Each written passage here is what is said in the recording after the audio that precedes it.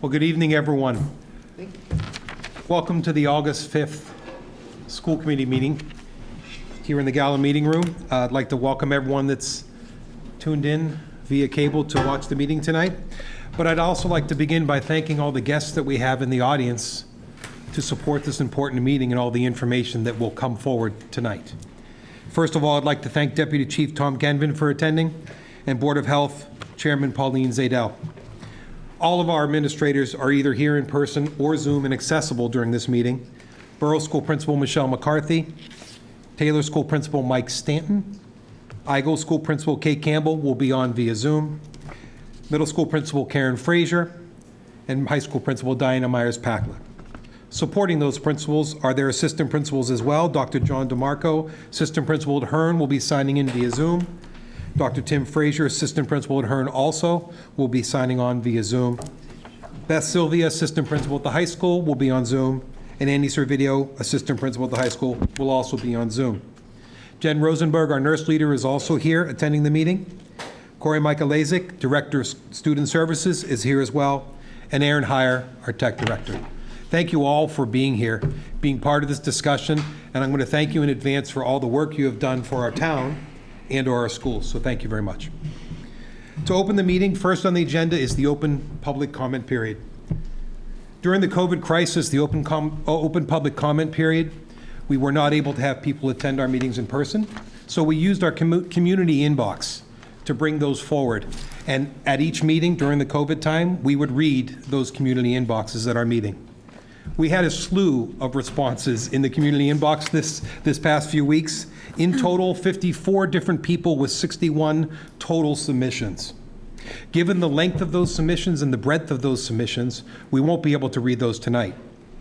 But I do want to assure everyone in the public that as a change from the policy of only reading them in this meeting, every one of those comments was sent to every school committee in advance of this meeting.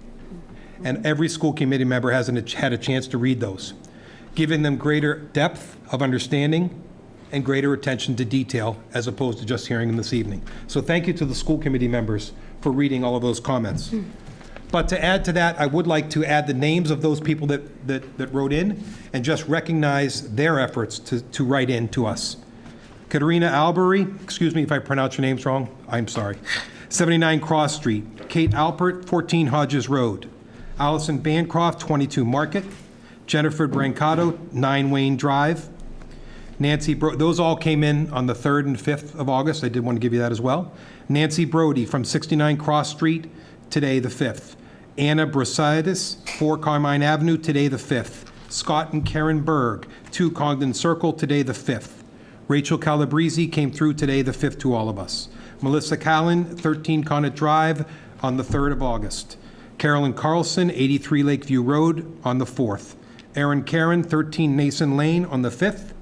Donna Chaleski, 3 Monroe Street, on the 3rd. Rachel Cohen, 9 Milton Lane, on the 4th. Samantha Conley, 39 Fairway Lane, on the 3rd. Aaron Coombs, 21 West Street, on the 5th. Christine Cusack, Sr., 9 Kendall Drive, on the 5th.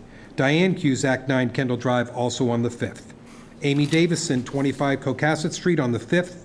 Kelly Florentino, 47 Adams Street, on the 3rd and the 5th. Eileen Fiscaldo, 27 County Street, on the 5th. Monica Gallagher, 49 Sherman, on the 4th. Valerie Galagos, 28 Carroll, on the 4th. Janet Gallo, on the 4th. Christina Gordon, 17 Hill Street, on the 4th. Catherine Haney, 8 Phillip Lane, on the 5th. Corey Hayden, 63 Alden Street, on the 5th. Sarah Hayden, 63 Alden Street, on the 4th. Elizabeth Hannabury, 17 North Street, on the 5th. Rebecca Kelly, 18 Forest, on the 2nd and the 5th. Vamsi Krishna Kalori, 48 Cocasset, on the 3rd. Shelby Kornbluth, 28 Lawton Lane, on the 4th. Heather Labonte, 96 Main Street, on the 5th. Christine and Peter Lathrop, 8 Country Club Lane, on the 4th. Melissa Letson, 135 Chestnut Street, on the 5th. Jennifer Lapolis, 3 Ashcroft Lane, on the 5th. Karen McKinnon, on the 4th. Colleen McManus, 39 Fairway, on the 4th. Catherine Miller, 71 North High, on the 4th. Megan Nelson, 31 Mechanic Street, on the 4th. Cheryl Oglia, 8B Shea Lane, on the 29th. and the 31st. Jennifer Oy, 13 Fox Lane on the 4th. Lisa Pereira, 15 County on the 3rd. Juliette Petrillo, 21 Leonard Street on the 3rd. Brian Quinn, 22 Fairway on the 4th. Danielle Riley, 6 Highland on the 4th. Becky Sheeran, 84 Central on the 4th. BB Simone, 2 Cherry Tree Lane on the 3rd. Lauren Smith, 16 Coney Drive on the 4th. Jennifer Souza, 20 Leonard on the 5th. Dawn Steedle Harrelson on 158 Central on the 3rd. Lynn Stonis, 39 Cocasset on the 3rd. And Carrie Weston, 7 Judge Brown Lane on the 4th. In those responses, if I could offer a quick synopsis, we've had many responses identifying a full range of thoughts and suggestions. All 3 models have been mentioned and recommended by individuals. Some comments were short, as if they were a vote for one or the other. Many were detailed, and some were quite extensive. Comments articulated challenges with caring for children when not in the schoolhouse, or managing a family with multiple children, potentially in different models. Comments about wanting to meet their teachers in person every day, or at least some of the days of the week. Comments about remote learning and challenges, and my computer just moved. Sorry. Comments about remote learning and challenges of the past, and questions of the future remote learning. And many comments about social and emotional well-being of their children. This is not normal as you know it, and it appears that all would prefer the old normal. Many about trying to offer thoughts about such a unique and unprecedented position for parents, and for that matter, all of us here tonight. There was even feedback in one of these comments about Foxborough Public School email addresses for school committee members, which will be changed, and we will get that to happen soon too.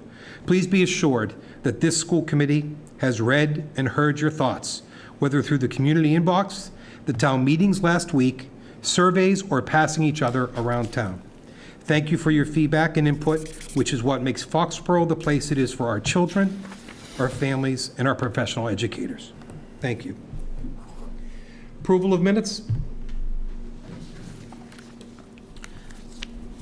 We had a couple sets of minutes. We did, yep. So, I think we have executive session minutes and the regular session minutes. with regard to the executive session minutes, I had no changes. There's one change. Michelle Raymond was present for that session, so Nope, I we just didn't. need to change that at the top, that she was present at that session. That is correct. Her vote is considered in all the places where we voted, but for some reason, I'm sorry, Michelle, I didn't include you in the who was present list. Thank you. I didn't even catch that. Usually I'm better than that. I was trying to beat you this time, Tina. Any other comments for the executive session minutes? None. Make a motion to approve the executive session minutes of July 20th, 2020 as amended. Second. Tina, motion by Tina, Brent second. Any further questions? All in favor, executive session minutes? Please raise your hand. 5-0, thank you. Could I move to release the executive session minutes of July 20th, 2020? Second. Second, Tina and Brent. Move to release. Any further questions? All in favor? 5, thank you. Regular session minutes of 7:20. I had one question for the committee to help me and/or change. On the 3rd page, it mentions that the committee agreed by consensus to move the 2 items forward to the next school committee meeting, tentatively scheduled for August 5th. But I think by that time in the meeting, or by the end of the meeting, we had already scheduled for the 27th, didn't we? We had not rescheduled. I actually was went back. wondering. I had circled this, so Yeah, I went back to the videotape, which we're lucky that FCA provides, because I had another question on page 2.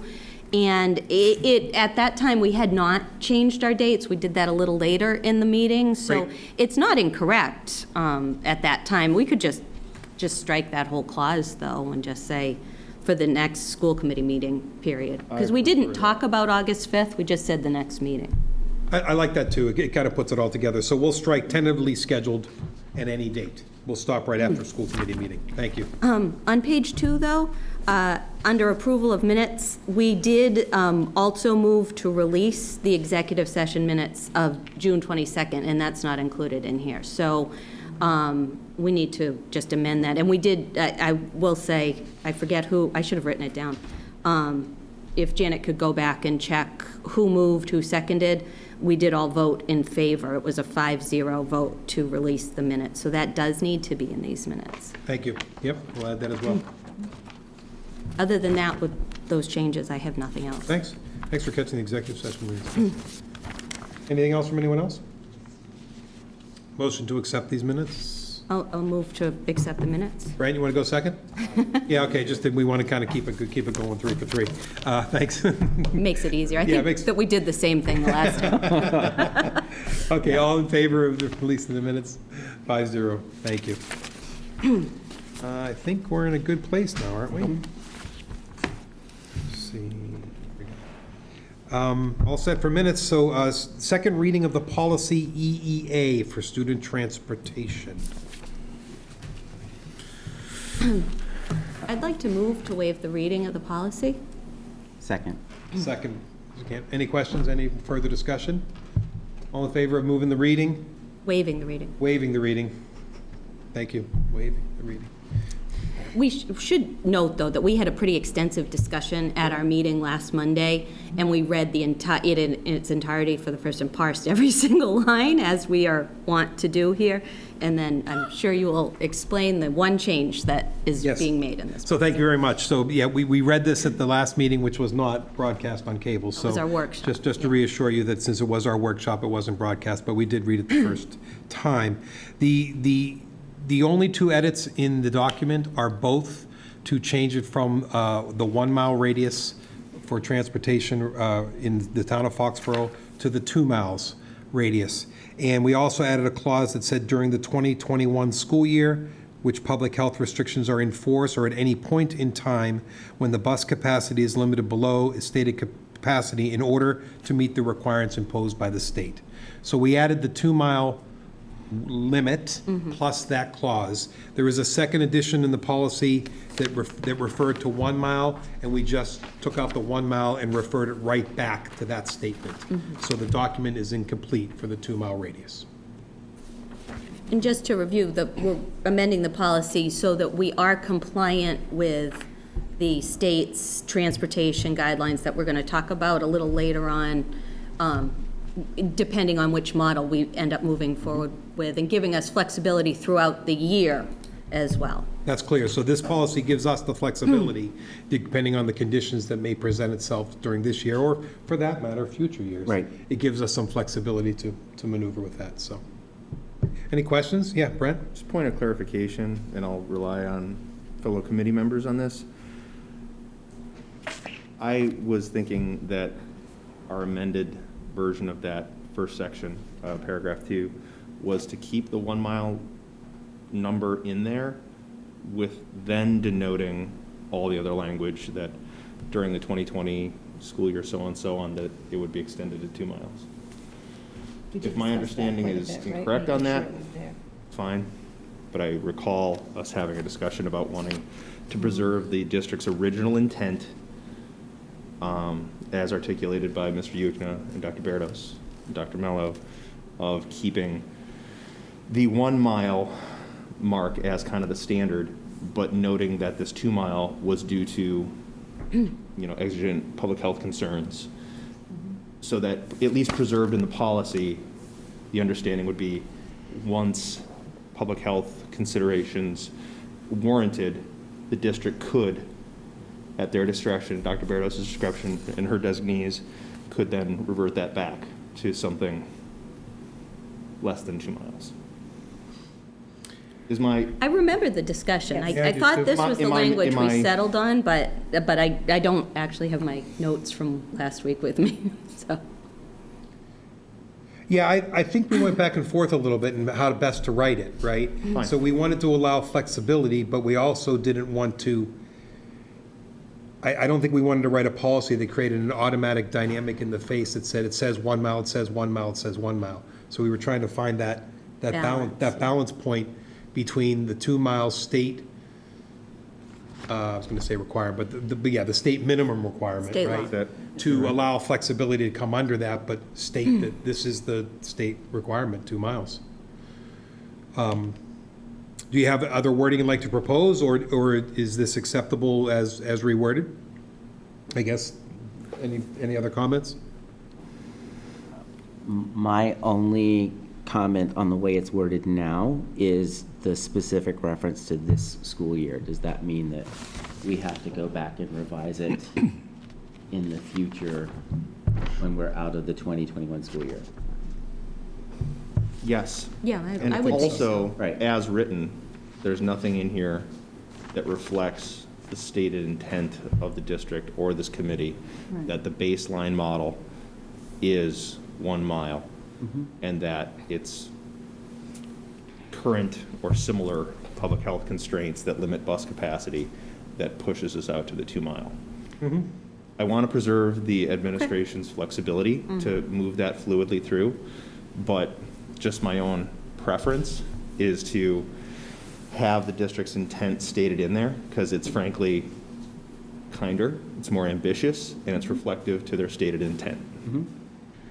My notes reflect that that at least we had talked about, I thought we had agreed on, that it would say, all kindergarten students, all students in grades 1 through 12 who live more than 1 mile from the school assigned will be entitled to transportation privileges except during the 2020-2021 school year while public health restrictions are in force, or at any point in time when the bus capacity is limited below its stated capacity in order to meet requirements imposed by the state.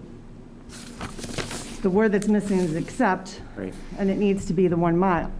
So That's what I had. provides for a situation where then when there's public health restrictions in place, they can move it up to the 2 mile, they can move it up to 1.5 miles, whatever That's right. is needed to meet the restrictions that are put in place by the state. And it gives that flexibility. So it's the word except and keeping it at the 1 mile. That's what I had as well. Yeah. You just said it a lot As long as better. that fulfills the intent that, we may need to reduce our bus capacity, and in doing, the way to do Right. that is by pushing it out to the minimum requirement under state law. Yeah, and that's, Correct. That would work. I agree, that was Yeah. what was discussed. That was our and discussion. What I asked for, so. I still think we Suggested need wording words. provides the district flexibility and still preserves the intent of, administration and the school committee, then I would support shifting that. Maybe we need to say, except during the school year, when it would be permissible to use the 2 mile. I think we do have to Yeah. state 2 miles I somewhere in do there. think so.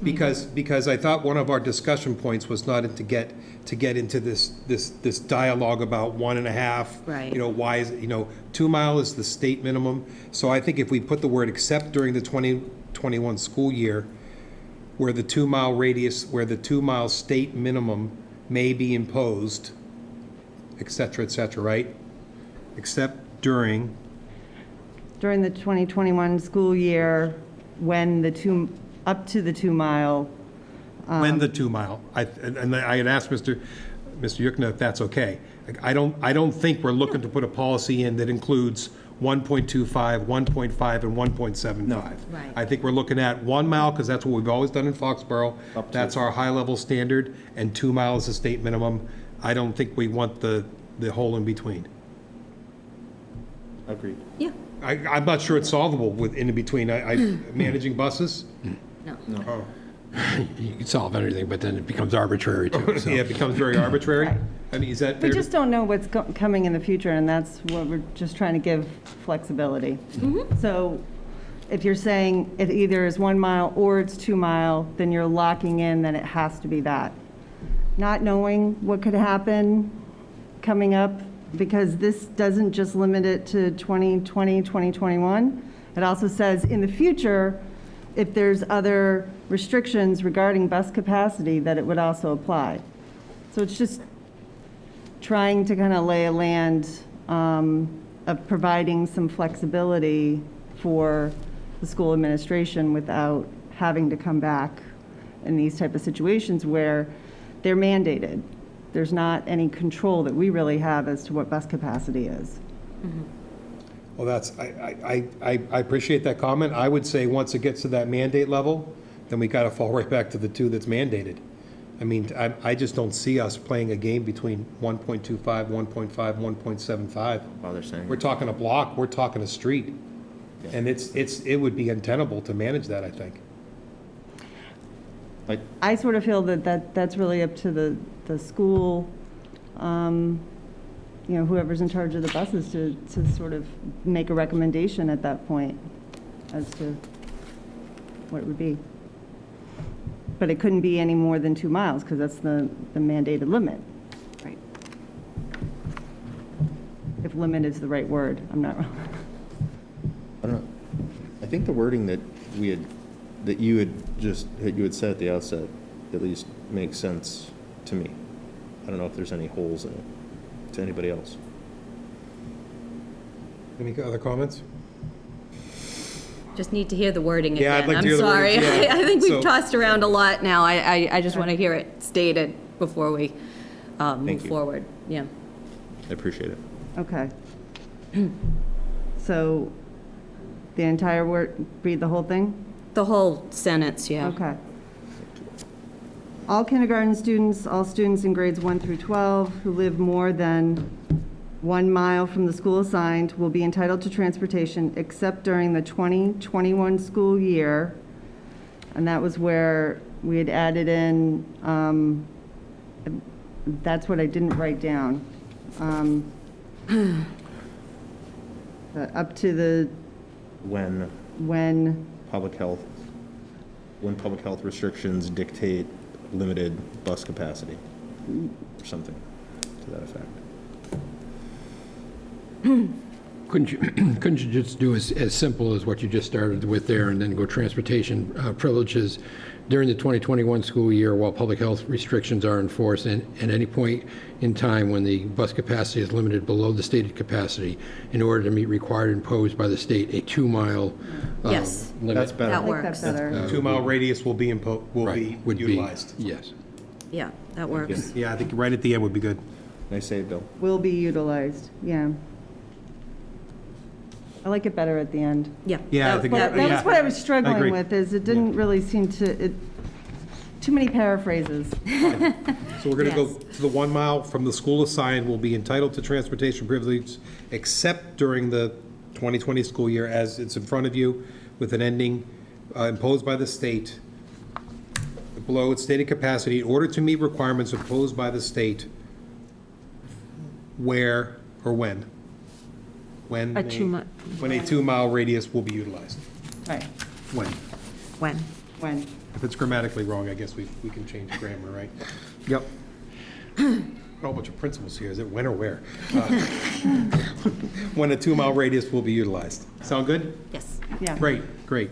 So that is the new, Well, with that change, I With would that like to change. make a motion to approve policy file EEA, student transportation, as amended. thank you. Second by Brent, I think it was. Good.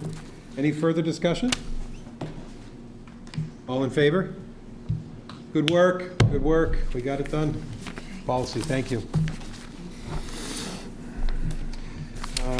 Next on the agenda is our return to school survey presentation and reopening plan by Dr. Amy Berdos and Dr. Allison Mello.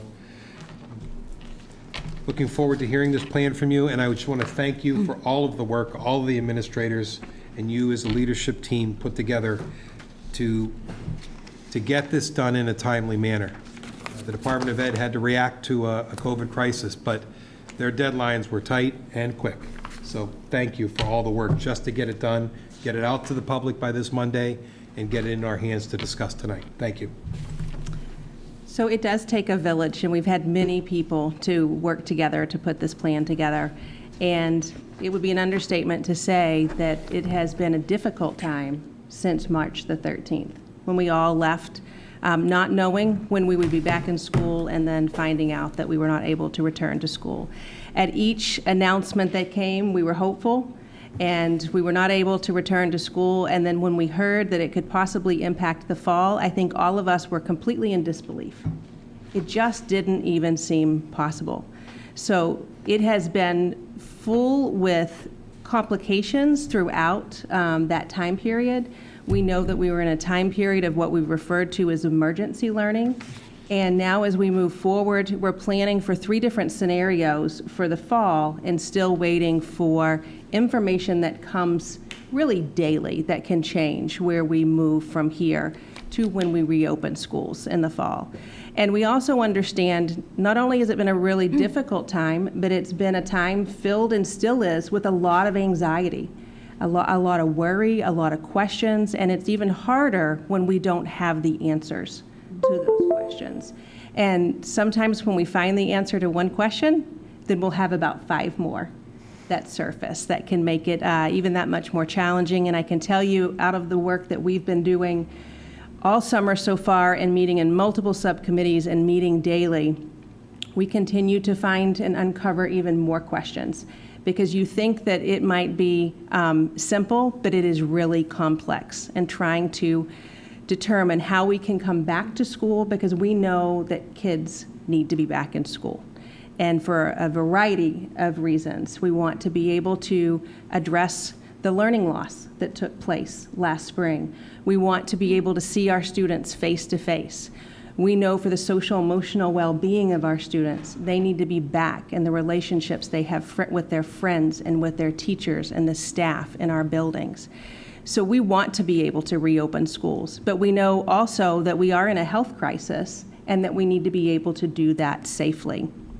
At the same time, the plan that's going to be presented this evening, we also know that it has to be negotiated. And as Mr. Pearson was talking about the short time frame, one of the slides that you'll see is all of the guidance documents that have driven the work behind this. And you'll notice the dates, even as recently as last week, and many times it will be with more information to come, and it will continue to be updated. So it is a draft plan. It is due to the Department of Ed on Monday. And at that time, we also know that it could change. So I think that we need to recognize that it's fluid, and that at the same time, the community feedback that came through the inbox, taking that information and even the town hall, the virtual town halls, that information from our stakeholder groups with our teachers, that continues to inform the plan and will as we move forward. We also know that we need to look at our context of our community. That's what's so critically important. What does it look like in Foxborough? So I'm really pleased that Deputy Chief Tom Kinven is here with us this evening when we have some specific questions about transmission in Foxborough and what has it looked like, because we know context is so important.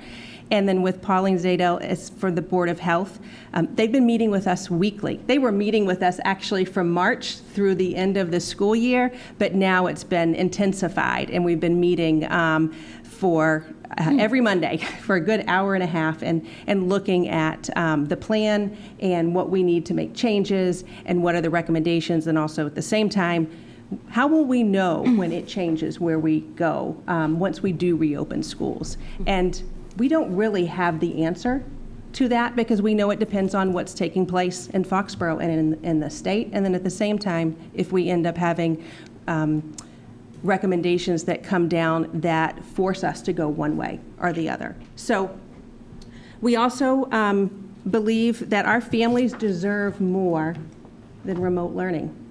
And we want to be able to have our students back. So the plan in draft form was sent out to the community on Monday, as Mr. Pearson noted, and we're going to present this evening how we came to the recommendation that we did. So there's a number of opportunities here that Mr. Ukna will be talking, Dr. Mello, not just myself, and then questions, of course, as well.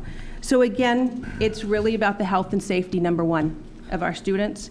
That's our top priority in our planning and addressing a safe and secure learning environment for our students, and also addressing any academic learning gaps that we have and the social emotional needs of our students, because we know after 6 months of being out of school, it's going to be very different when our students come back to us in the fall. So if I could have the next slide, please. The next one, actually. So listed on this slide are a number of the guidance documents that we continue to receive from the Department of Ed. And one of them I would like to point out is the protocols for responding to COVID-19 scenarios in school, on the bus, or in the community. That one was released July 17th. I point that one out because that is one that addresses many of the questions that came through in the community inbox. What happens when? And what are the protocols and the safety responses that we have to follow. And it outlines very specific scenarios that all of our staff will be trained on, including any of our substitute teachers, any of our bus drivers. There's so many things that are listed in this guidance. So along with that, you'll see many other documents that are there. The most recent was on remote learning, which we'll talk more about this evening on July 24th. But we're still waiting for information around athletics. At this point in time, September 14th is the start date for any fall sports, but we've yet to receive information specific to athletics. I think the transportation might have been July. Oh, thank you. So as you've heard by now, probably many times from many of the communications, that we're planning for 3 different models. The goal obviously is to return without restrictions, and I wish that we all knew exactly when that would be. But what we need to turn into the Department of Ed is our plan for in-person learning if we were to come back full 100% with safety requirements in place, a plan for hybrid learning, which would reduce the capacity of in our buildings and student enrollment if we're not able to bring back all of our students, despite everything that we've done operationally and facilities-wise, and then a remote learning plan, which would take place with all students learning remotely. And that would look very different, as we've stated before, than what took place last March. So again, our goal, we want our students back in person. That is our goal. And to also have those restrictions lifted. I think that when we talked about last March, and then as we were hopeful at the end of the year, as I stated before, and waiting and finding that it could impact the fall, we really did have that feeling of disbelief. But we're there, and we're planning in a very complex time. And it required a feasibility study. So on this past Friday, we had to turn in, filling out a form for the Department of Ed, just generally, based on what we learned through a feasibility study, what would our 3 models look like? It was a very general, nothing like the plan that went out. And as part of this feasibility study, we really had to look at operations, we had to look at facilities with capacity. And what we found was that if you are at 6 feet distanced in classrooms, socially distanced, we're not able to bring back all students. Essentially, you can have 12 students, I'm using that, 12 to 14 students in a room if they're spaced 6 feet apart. So when we looked at our classrooms, to be able to have students, the Department of Ed came out because the American Pediatrics Association had said, if in combination with, I'm just going to go to this slide here for a moment, with face coverings, with physical distance of at least 3 to 6 feet, hand washing, sanitizing, and staying home when sick, that you could be 3 feet apart in a classroom. So part of our feasibility study, well, could we do that with our current enrollment in our schools? And we can at 3 feet. It required a number of changes to our buildings as far as taking out extra furniture, taking tables out and putting in desks to be able to space those apart where edge to edge you had students 3 feet. It required looking at extra furniture that was in rooms. Some rooms that were smaller just because of the age of our buildings, moving those classrooms into different parts of the building. So that was a lot of measurement, and it was a lot of brainstorming on how we could have everyone if they were at 3 feet. In the cafeteria, our tables are 5 feet round tables. Based on the guidance, you could only have 1 student at a table. So when you think about our student population, I'll use 200 as an example. That's the most that we've really had in a class. But at 200, you cannot serve all students lunch because they need to be able to take their mask off in order to eat, so they have to be at 6 feet. So then we looked at, well, how can we take other tables and replace those with the round tables in order to have more? And then what would it take if we split lunches and had students eat in classrooms as what was suggested? But then if you're in classrooms at 3 feet and you take your mask off to eat, that doesn't work either. And then, as we just talked about policy here with the transportation, with buses, we're only able to fill buses at a third capacity in order to meet the guidelines. So when we think about why we're here tonight with school committee and voting on this plan, Typically, school committee would not take part in methodology when we think about the method and the way we would open schools.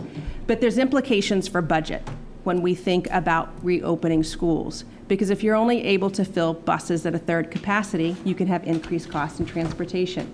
When we're thinking about cleaning and meeting all the guidelines, you can have increased costs in custodians. We can also have increased costs in other staffing areas. So that's really important for school committee, where they have oversight of the budget, for them to be involved, and the Department of Ed requiring their vote because of budgetary and then also any policy implications. So as we continue to look at our facilities, in addition to the cafeterias, we also had to look at cohorting of students to limit movement around the building, and can we have them stay in one place and not move around as much when we think about contact with other students. At the elementary level, students are in self-contained classrooms, if you will, so that can work. At the middle school, it can for 5th and 6th grade, but as we move up and students have different teachers for different classes, they move from class to class. So then we needed to start to think about traffic patterns and where they would go for different classes. Are some classes, can they come to the classroom to limit movement around? And there's many other protocols that we're developing that will have to do with traffic, coming into school, at arrival, at dismissal time. We're going to have so many different protocols because school is going to look very, very different in order to have all of these safety procedures in place. So when we think about those safety procedures, in combination of the mask, the physical distancing, the hand washing and sanitizing, and staying home when sick, there's many changes that we have to make. Some we don't have to make. We already, for instance, hand washing. Our students, they're used to hand sanitizer. They're used to washing their hands and snack and all of that. But at the same time, they're not used to being in classrooms where they're seated in rows and they're all facing the same direction. That's not how school works for us. We're used to working in groups. We're used to moving around and collaborating with each other, with their peers. So we had to consider, well, what would their space look like in a classroom? At the same time, not to lose how we instruct students when we think about the pedagogy and how important it is. We do not have a teacher that stands at the front of the room. And when you think of maybe being in a lecture hall, our students have teachers that are working with them in groups and moving around the rooms. So that 3 feet of distancing can become very tight if you have that many students in a room in rows and 3 feet apart. So the 6 feet can be achieved if we're in a hybrid model. We can have our students, again, assigned seats facing forward, but they would be able to be in classrooms in smaller groups. The cohorting, again, really thinking about if we have movement for some of our specials. If we were in a full in-person model, as an example, at the elementary level, we would have art and music and Spanish visit the classroom versus going to additional classrooms. At the high school level, cohorting's not possible just by the nature of having multiple grades in a class. You can have freshmen, sophomores, juniors in one class, depending on the class that it is, depending on electives. So we really have to think about movement in a high school, about how can we limit exposure from student to student. Mask, absolutely critical. We know that mask is one of the #1 safety mechanisms. Thinking about our hallways, having directions that, yes, they could be passing in a hallway, but at the same time, there's lines to show separate. We know that if you're just passing, and that's where the Board of Health is so important in all of our meetings, and to talk about what is okay. Is it safe for students to pass in the hallway? If they're wearing masks and they're passing, yes, it is. But again, getting down to that level of detail, going to lockers, going to bathrooms, how many students can be there, protocols and procedures in place when they go to different areas within the buildings. Students will be expected to bring their own mask to school. We will also absolutely have masks if they do not have them or if they forget them, because we know that can happen too. PPE, having other things such as hand sanitizer, gloves when we need them with the nurses, and having separate waiting rooms with the nurses station with disinfecting protocols and cleaners. All of those things that we always have had sparkling buildings, I will say, but having additional cleaning protocols and practices and logging those that take place during the day. Our buses, having those disinfected between runs from all the tiers of buses and not just, at the beginning or end of the day. Recognizing that our custodial schedules would need to change to the daytime to be able to have extra hands on deck, if you will, as far as cleaning. Having plexiglass, we've been placing that in many different areas across the schools when you think about front office spaces as an example. And then our electrostatic machines, some call them fogger machines, those are able to clean large spaces very quickly and safely, and we've been able to add those to each of the schools. The HVAC air quality systems, this is something that you hear a lot about with schools and the news. So I'm going to turn this over to Mr. Yukna to be able to kind of explain what this means and what we've been doing. So we've been in a process pretty much all summer, and probably will be just finishing it up in the next week or so, where we have gone through all of the equipment in all of the buildings. It's a regular process that we normally would do to verify that everything is operating the way it's supposed to. And we do, virtually take apart every piece of equipment, clean it, oil it, make sure that, like I said, the motors are working properly. If not, replace the motors and go through that process. We replace the filters. What we have taken as an added step is we've hired Colliers International to basically come in and do a separate evaluation of our systems the following week, and to determine if we have any shortcomings, but to also confirm that we've done what we believe we've done through the process, and that we're meeting as high as we can with the standards based on the equipment that's in place. And I use that caveat because the buzzwords on the filtration system levels on a filter. Well, some of our equipment is not built to use the highest standards filters and still get the airflow to go through them, because they were built 20, 30 years ago, and that's just not capable of doing it. We still do use a MERV level filter. It's just getting up to an 11 or 13 in some of the equipment, it wouldn't work.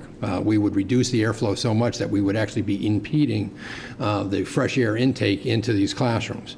So again, having an independent third party who is an engineer in HVAC equipment do this analysis, I think will help us to fix any of the shortcomings that we have in any of the classrooms. And if we obviously find greater problems, hopefully put us in a path to be able to resolve those, if not by the beginning of the year, shortly thereafter. So I think it was the best move we can make relative to the district. There was obviously a cost incurred, not just with the consultants, but with the additional potential work.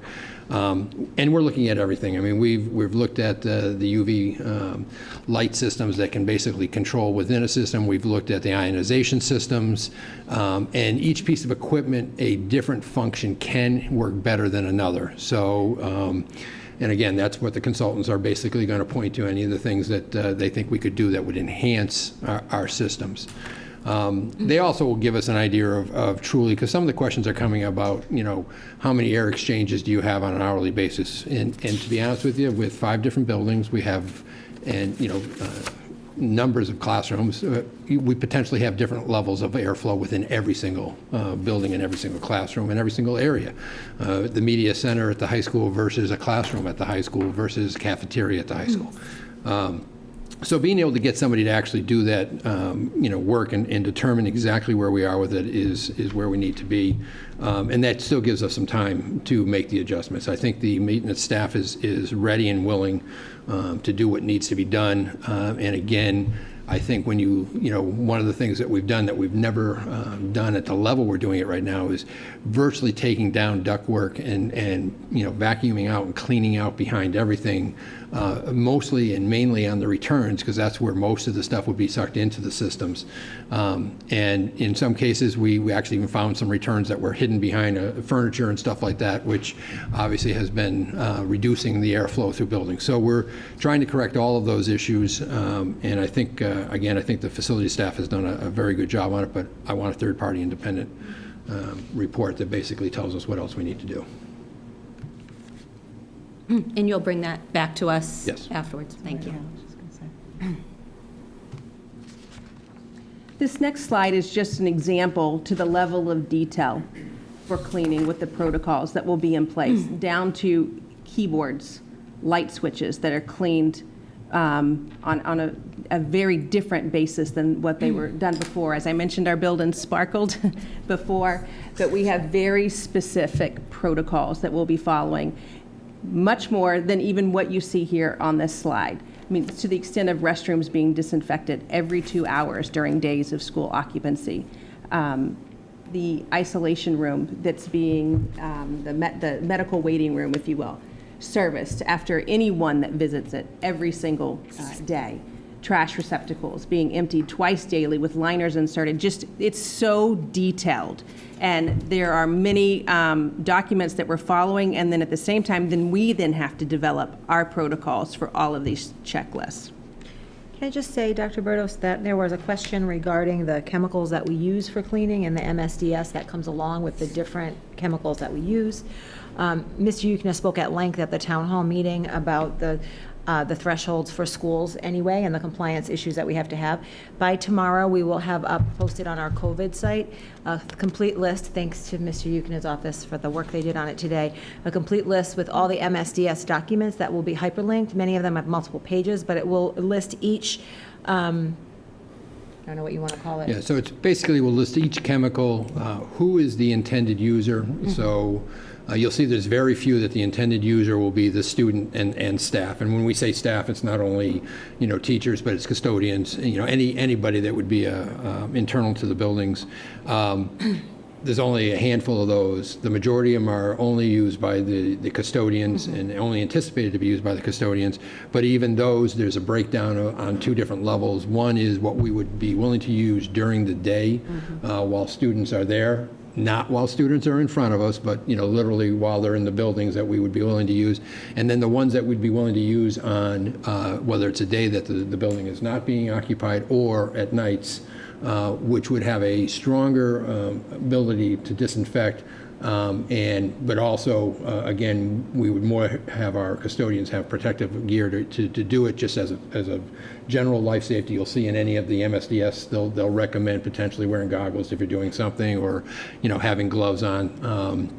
Again, we wouldn't want to use any of those chemicals around when the kids are around, because I think it could scare the kids, number one. But they are all safe in what they're used for, but they're just a little bit stronger, and there's no need to do them during the daytime. So I think what you'll see on the breakdown, you have to understand that an MSDS, which is basically designed to give you all the information on a product from a safety point of view. You'll see that almost any product, and I would challenge you to look at your Dove soap, that if you get it in your eye, it's going to tell you it's an eye irritant.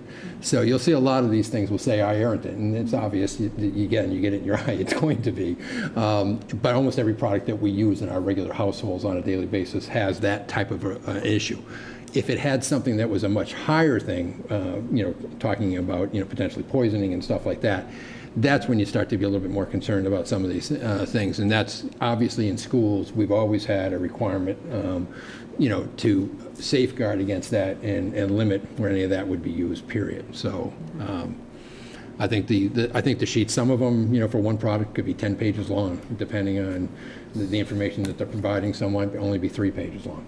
So what we were fortunate to be able to do, and we did try hard to get it done before this meeting, but ran out of time, is have it all in one spreadsheet with each individual one hyperlinked to those much longer documents so that you'll be able to access them. That'll be helpful. So as you may have heard, that masks, we know that they are critical. And at the same time, the guidance that has come out from the Department of Ed, which again was based on many different experts in the health field, was that students in grades 2nd and above would be required to wear masks, and it was strongly suggested for K and 1. I think this is an example of our work in our subcommittees with our wellness subcommittee, that masks will be required in Foxborough for students in grades K to 12, and that's for student safety and for our staff safety. And that will help, I think, too, just the visible reminder of that's an important piece to keep everyone safe. They're required for all staff, visitors, anyone that come into our buildings. They need to cover their mouth and nose. We will have mask breaks for students. We know that that's a concern with parents. Another question that's come up, can they wear a face shield? A face shield by itself, you cannot. It's not effective, and that it needs to cover the mouth and the nose. A question that came through from a parent was about, can you wear a gaiter, the one? They're not as effective as the mask, but it is a mask covering, so you could. The hand washing and hand sanitizing stations that we'll have at our entrances and exits and classrooms, they'll have all of those in classrooms for teachers, and then also obviously in our waiting room and every single area that, particularly if it's a mask break area, we will be taking students outside as much as possible and have those scheduled regularly.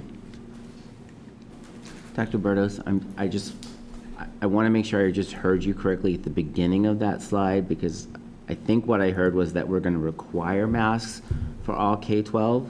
Correct. Okay, which is different than what it Yes. says here.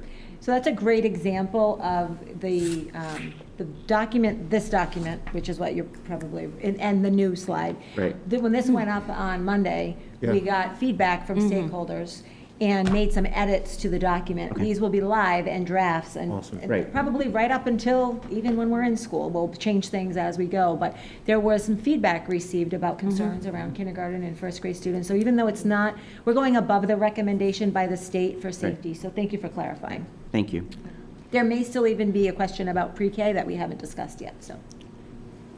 However, isn't the state level age 3 and above? Yes, that's why she's saying pre-K. Yes. So as an example, and meeting with the Y regularly, because they're another one of our stakeholders, in their programs for pre-K and above, they've been wearing masks. So I would say that to anticipate that we'd have our preschool students as well.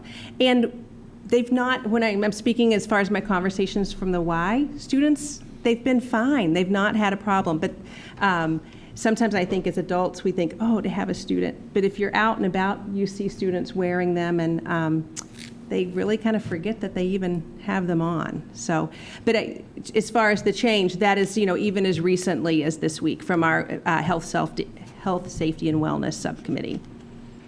I just have one question, and I know that a number of parents have asked this to myself directly as well as in other ways. How is the requirement for masks going to be enforced? So if students or a student in a classroom isn't wearing the mask or is refusing or giving a problem, how is that going to be handled? And I think that there are some students that are concerned about that if they're in a classroom and another student isn't wearing a mask, or is wearing it in a way that makes them feel uncomfortable, how is that going to be conveyed and dealt with? And I can have any of the principals speak to this as well, but we've had conversations about that. It's the expectation. It's the same idea, when you think about students not wearing hats in the building. It's part of student conduct. It's part of safety. So it is a requirement. The same thing would happen if you had someone that continued to wear, the hat. There's a corresponding, consequences for that. And there would be consequences, a phone call home. Of course, it's a matter of what's developmentally appropriate in conversations and sometimes they just might forget. So having those reminders and just letting students know. But if it's something that's a matter of, no, I'm not going to wear my mask, then that's in partnership with families, because it's for the safety of our students and it's for the safety of that child as well. And it's And a our staff. requirement to participate in the in-person experience. You need to wear a mask or a face covering. Sorry, Mr. Yukna. No, I said, and our staff, obviously, their safety as well. Yes.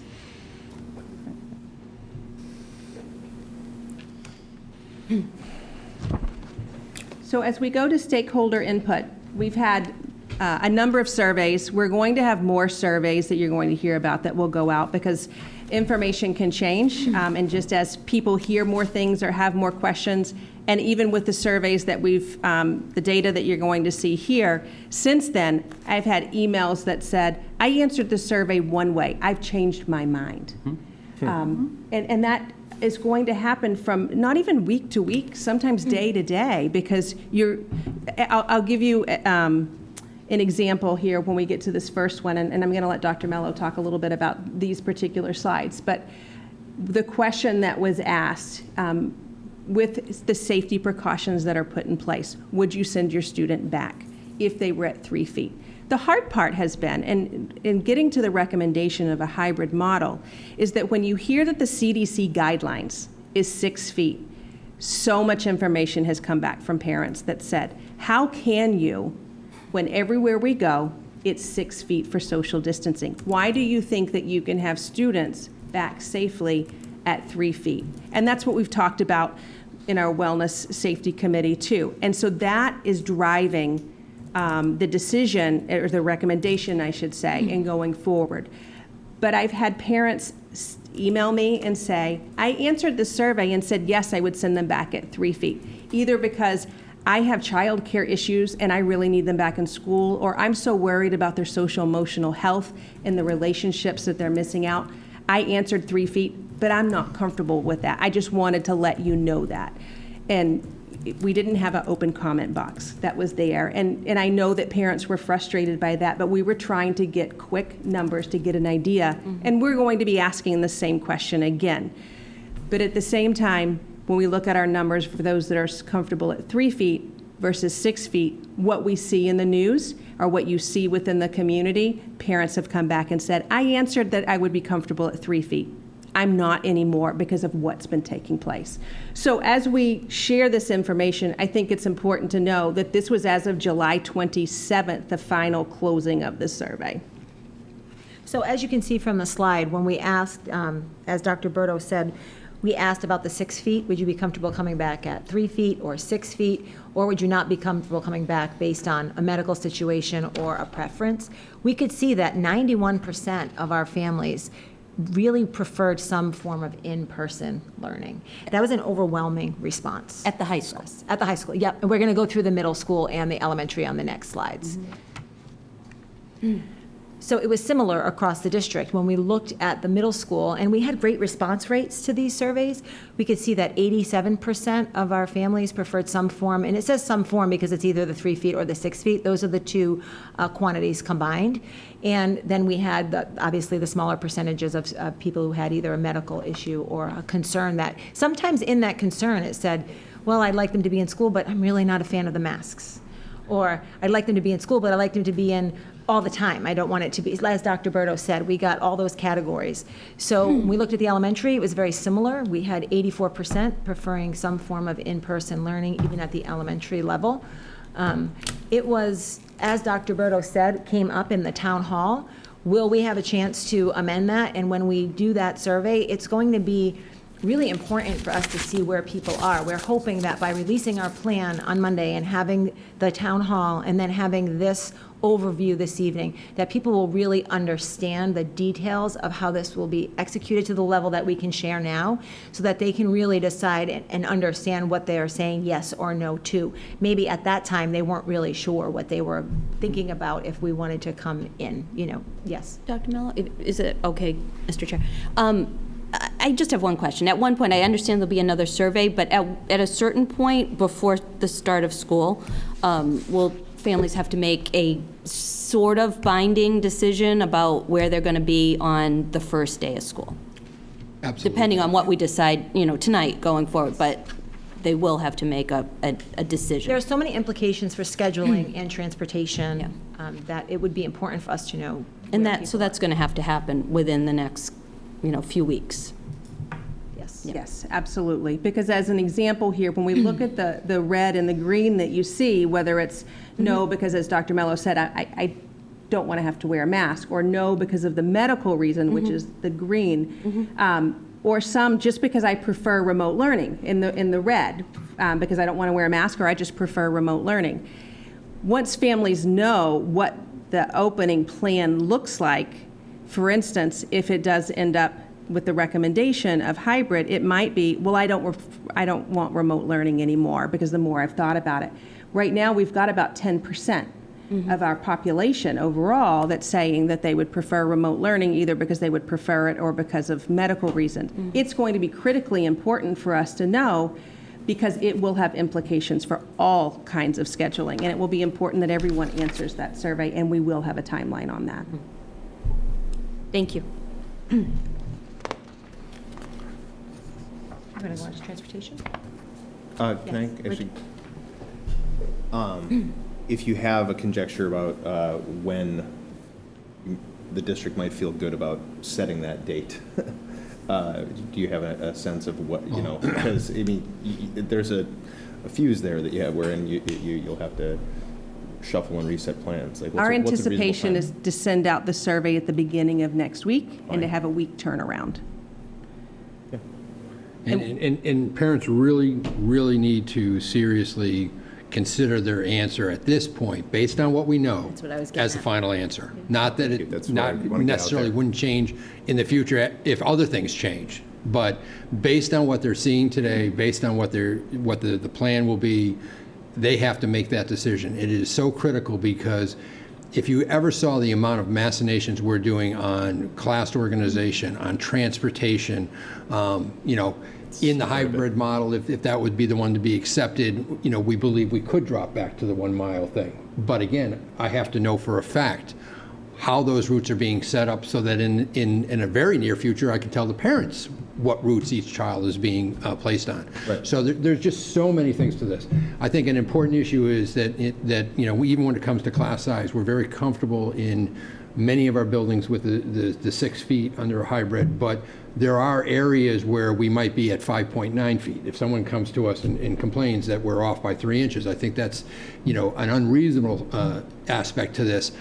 But again, depending on how many students, you know, opt not to be in the classroom, that could go back to 7 feet. You know, so there's so many things that we have to base our planning on, that it's vitally critical, not to mention to understand how our staffing needs are. Right. Which again is a huge part of what we do. That's helpful. I just want to, you know, I think there's so many people tuning in that it's helpful to help families know that we're not there yet, but we will be very soon, and just to manage their expectations on when decisions need to be made that are going to carry some significant implications in terms of the form and format the school takes. And I would say we didn't want to ask parents to commit. We were waiting to hear about the LMS side of the Yeah. remote option, which we just had a call on this afternoon. Okay. So that information is still forthcoming. So it's hard to ask people to commit when they don't know exactly what they're committing to. So we need some time to be able to process that information, transmit that information, see if it's how viable the options are that were put before us, and really let people make an informed decision. So that's definitely been a piece of it too, in terms of Great. where the timeline is.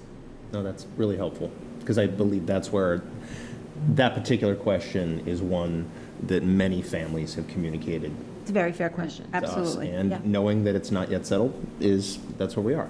Yes. And I would add, I think this discussion indicates something that is very important to know, that there's going to be a lot of fluid, moving parts that need to be evaluated by every one of these administrators and our professional staff to plan for next year. So the plan will be submitted to the Department of Ed on the deadline as required of August 10th. But between August 10th and day one of school, there's going to be a lot of things happening. So those are just some examples of why we need information, but it's been clear to me in discussions and looking at this plan that there's still work to be done. August 10th is not an end game. It probably isn't an end game at all. It's kind of the start. Something like a start over. Start of the crunch. So I think it's fair to be understood, and I think there's a lot of questions out in the public of parents. There's all that nuance that's part of their planning, which is going to have to just come out in this short window, I would expect. And I also think we have to recognize we're changing the landscape of education from what we've known, and we're doing it very, very quickly. We've asked a lot of families, we've asked a lot of teachers.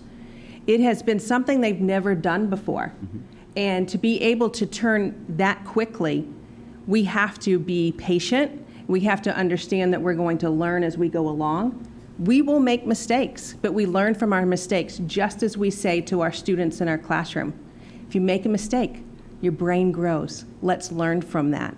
And we're going to learn, and we have, from the comments in the community inbox, as well as through the forum, through the virtual town halls, and then the continuous emails that have come in. And, I'd just like to make a side note. You can imagine the number of emails that are coming in addition to the inbox.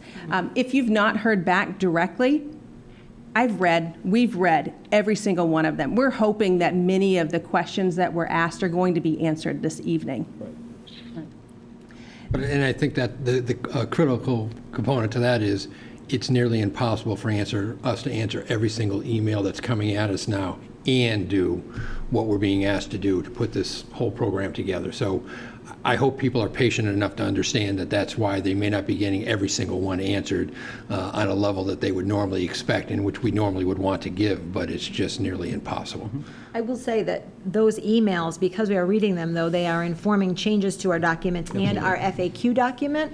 As you get 27 emails that have the same question, you realize that's a frequently asked question, and you add it to the document. So that will be added to the COVID site as well. There's a few more updates to make. So there'll be that document from the other day Correct. from the town Has hall some will be revisions. updated. Correct. It already Wonderful. has some revisions and some additions. that There will were be so shared many tomorrow. questions that, I think, I know will be covered tonight in large part, but I'm sure there will be a few that may not. So I'm certain that our families will continue to ask questions, and it's great to Correct. continue to update that because it is very helpful. So I think the parents. underlying message is continue to check back to that site, because there will be changes regularly as we continue to get new questions and have new information to answer them. Can I ask you a question while we're on the site and updating the COVID site? Are all of the documents, all of the guidance documents, like the protocols and the transportation guidance and the guidance on physical ed, all of them? I mean, this is a stack of some, and I know that we just got more guidance on the LMS platforms last night. Is that all up? If somebody wanted to look at the 20-page protocol document and see the actual protocols to answer, go through themselves, is that all available on our website? We can put those certainly Great. on the site. Right now, it's just been with links to it through all of the communications that we've sent out, but we can certainly put those in one place. It might be helpful if someone has a specific question about a particular area, just to have, the background on it. There are parents who are very detail-oriented and about different things, and the facilities guidance alone was 35 pages long. Yes. These protocols are 20 pages long, and everybody's questions they're very detailed. We could be here for 12, 13 hours if we were to answer every single one. So, but there was a lot of overlap, and I think that's great that the FAQs will be updated as well. I do think that's a really great point. There were many questions in the town hall, in the question and answer regarding COVID procedures, and a lot of them are coming from teachers too. What happens if, and this happens, and so having a link to that, I learned a skill today that will allow me to do that. I couldn't quite figure out how to do it efficiently because there were so many pages, but I did learn that today, so I can do that tomorrow. I think that would be helpful. I printed them all off the MASC website for my own use, over the last 3 days. I think I have read about 1,000 pages of documents. But I think it would be really helpful if you could do that, Dr. Yep, Mellon. I'll add those tomorrow. Tina, can I ask, are these all the Department of Ed documents? These are all the Correct. Department of Yes. Ed Yeah, just documents, the but required that are So to informing our streamline- choices. So I get that streamlining, yeah, and yeah, okay. I You think can if we also could link the- streamline it, If you yeah. link the on the desktop, you're going to fly through Certainly. 400 of them. Yes. I think But, the yeah. easier we can make it for families to Right. find their answers, though, on our website, the Yeah, better. So I think it's fair, that would be and it's, helpful. I think it's doable, too. Yeah. I mean, there's about 7 or 8 that are the key ones, right, the foundation documents, so Yeah, fair enough. that's what I'm talking about. Yeah, got it. And I think it's also helpful when you read those documents, you see they're not final. There's all sorts of references as to, these will be updated. This is something, and you are getting updates. Things are changing, and to recognize all of the guidance and the protocols and everything are changing as things change in the state and as the state gets more information, and that all kind of trickles down. Yeah. And it's helpful to see that in that way. Want me to keep going? Sure. So we also have surveyed our teachers. It's really important for us to know how our teachers feel about returning to school. And as we've educated the public, we continue to try to educate our faculty and our staff regarding what the protocols are. And we launched this survey on July 20th, and at that time, we had 79% of the teachers who responded saying yes, they were comfortable returning to school. Of course, as any organization, we are going to have people who fall into the risk pool due to medical conditions or age that would make them concerned. And then we have people who have extenuating circumstances. I mean, I think just as our families have mentioned childcare, that is also a concern for many of our teachers.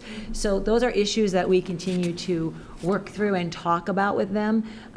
That's going to be a really important, just as the parents committing to say, we are going to be in this mode, in this option, whatever it may be, it's going to be equally important to hear from our teachers. So very similar to the town hall that we had with the community last week, we will be having those meetings with our elementary, middle, and high school so that we can make sure they have all the information before we survey them again. Yes. We did an additional survey with our educational assistants as well to see where they were. The percentages were very similar. We have 76% who feel comfortable returning to school. We've had some excellent questions about their role in the trainings and the protocols. And as Dr. Bertos mentioned, we will be not only doing professional development for our teachers, but for our ed assistants and for our regularly participating substitutes and any substitutes who come with us. So that's where we are right now. As I said, we'll be launching an additional survey to see where these numbers change as we continue to share additional information. So as we move to transportation and food service, we had sent out a transportation survey to families, and it was quick. And I had mentioned it at the last, or meeting before last, about the importance of trying to get an idea of how many parents would send their students on the bus. And some parents came back and said, well, I answered yes because they do ride the bus, but if you had told me capacity was an issue, then I would have said, no, well, they don't have to because I can drive them to school. But we needed to see with our current ridership what that would look like. So that was important from every single grade level. Because we know that the capacity guidelines that we have to follow, that's going to have an impact on our bus routes, particularly if you, for instance, if we're in a hybrid mode and we can not go to that 2 mile and go to the 1 mile mark, we still are going to have to change bus routes. The amount of planning for the buses is actually quite extensive. You don't even realize until you get to plan A, plan B, plan C, et cetera. But on buses, all students, we are going to encourage families, if they're able to bring their children to school, to do that. We've heard from families that just said automatically, no, I would prefer to drive them instead of them being on a bus because it's one per seat and assigned seats and wearing masks, and bus drivers are trained in all of the protocols and procedures, et cetera, and then all of the cleaning and things that we mentioned before. So when we looked at those protocols, you can see here the diagram of the bus. In a hybrid model, we can accommodate the 1 mile mark. We're going to have to do some rerouting, but we can do that to where you could still have the number of students who ride the bus currently. All windows would be open, obviously weather permitting, to add for extra ventilation on the buses, and then as I said, the 3 feet distancing, 1 per seat, and then no more than 1 student per bus. Can I ask a question? And this is, I'm sorry, Richard, if it's okay with you. The bus monitors, we do not typically have bus monitors in Foxborough, but are we thinking of trying to hire bus monitors or to help our bus drivers, particularly in the elementary buses, because they have a lot to do in driving the bus, and now to try to police the kids so that the one near the window doesn't slide over, or the one, it's hard to ask kids to sit still on the bus, especially in the younger grades. We've obviously, and I know it's a hard job to fill. well, no, I was going to say, we've obviously considered it, and we will more than likely put out a request shortly to see what we get. But to be honest with you, We need limited numbers of monitors during the school year, and we have a very hard time filling those as we're going through. Now, based on the economy, we might have a little bit better luck in this round. But when you say on the elementary level, that is virtually the biggest level of which we bus to start with. Right. So, and if we go into a hybrid model, you're talking about doubling the time frame of which we're driving buses, because we'd be doing it twice as much every single day. Right.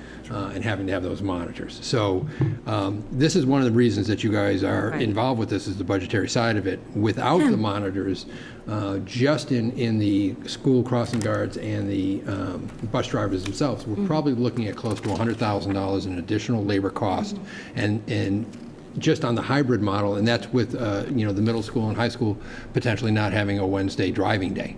So we're still at that number. So it's one of the things that obviously is not in our budget. We will have to manage our funds to be able to do it, but it is something that will be being asked to support if we go forward with it. So the monitors would be the addition to that, and again, it's based on what we we get. Do we think we'd mark the seats with tape? Oh, yes. And Oh, you no. have to sit The bus- on your we- spot or your So- tape. The and- X and marks the spot. This is kind of important. If thing. someone's been into our buildings, or if they've gone into a bus, which I don't think anybody can currently, but they wouldn't see a lot of this stuff. We have it. Yeah. We're ready to do it, but, like in the buildings, we're just finishing the ESY program now. So obviously, we haven't even completed our final cleaning, which we will do over the next week or so. But we have everything that we're waiting for as far as to how we will mark the floors, how we think, but we have to get that last coat of wax on, and then we can go from there. The buses is the same thing. We basically put sanitizing, product will be on every single bus when you first come on. There will be a message board that, tells the kids what they should be doing and shouldn't be doing. And each seat will have that dot basically as to where the child is supposed to sit on the bus. So, we really are looking at every single one of these items and getting all of the supplies and materials we need to do that. And we have the staff to do it once we're ready to pull the trigger, so. Thank you. Thanks. So the last statement here, the hybrid model can accommodate the 1 mile mark. Is that change if family choices have changed? Or do we know that if we go with the hybrid that we're still? We believe at the hybrid, if every student were to come back, we could manage it. Obviously, if there's a reduction in students that participate, then it does make it easier. But again, it depends on where those students fall off from as to how you would reroute the buses to make it work even better, so. Okay, thank you. And siblings could sit together on the bus. Yes, the guidance currently says 2 siblings could sit on the same seat. So I'll just go quickly through this. We've talked about food service. In the proposed hybrid model, the elementary, they would not have lunch unless they were staying for the full day. We would have a grab-and-go program for students that receive free and reduced lunch, or students that would like to purchase lunch. At the Ahern, in the hybrid model, we would still need to split, most likely, between the cafeteria and classrooms. And at the high school level, the same, not necessarily classrooms, some other spaces, larger spaces, and then add an additional lunch in order to accommodate. And that's with the hybrid model. That's not the full in-person. The full in-person, it really is problematic in order to have students in the lunchrooms. Dr. Berdos, with the hybrid model, how would we handle food insecure students who were in the PM model? I know we want to make sure all of our students who need a lunch get a lunch. So could you give us an idea how that might work? It's the same grab and go. Same, but could they eat in the classroom? Just like they do breakfast right now. Okay. So They come would- in and grab their breakfast, and they go into their classroom, and they have it. So it's the same exact concept that we'd have to Okay. start with. Obviously, it's a little problematic because the class is supposed to start as quickly as possible, but Okay. it's the only option you really have. Yeah, I was just curious, and I wanted to know how we would handle that. Thank you. Technology, this is what's going to make the experience that took place last spring different for the fall, by having the one-to-one devices for all students. In that environment, it's a game changer for us to be able to have the equity and access for all of our students, and that is K through 12. The devices would go home with students. If we were in a full in-person model, we would have the laptops stay in the classrooms for K to 4, and then 5 through 12, they would take the devices home. We're in the process of developing all of the procedures for the devices, the training that would take place for students, even for families, the content filtering that would go on each of the devices, so that way when kids are accessing the internet at home, they have those filtering safety mechanisms in place. WebEx is our other platform besides Teams that we are now able to have as far as a video conferencing, and we've been using that this summer, and it has been really easy to use. It's safe as far as within our single sign-on within Microsoft Office. And then we'll have a lot of professional development for teachers, because it really can't be understated the difference in teaching in a classroom and then teaching in a remote environment and planning for what could happen in the future. When we think about teaching classes online, and it's a very different pedagogy than what we do in a classroom. So having teachers learn different strategies in order to keep students engaged and motivated from afar, you really have to rethink your instructional practices. The videos for parents, we heard a lot through the surveys in the spring about really not knowing what can I see, what should I know how to do, how can I help my child. We're going to have video tutorials for parents as well. The devices themselves, Mr. Heyer's here, so if we have specific questions, or he was sitting there, he may have stepped out. Is he still there? With the laptops, we have received some. You may have heard from around that districts, you can imagine, that are ordering so many devices and are waiting for them, and then they've been told, well, you're not going to receive them until a later date because of when just arrival ship dates. So ours are scheduled to come at the end of August, and they will then be imaged. So we're keeping our fingers crossed that happens. And if it doesn't, we're coming up with a contingency plan to be able to make sure that our students have devices in their hands.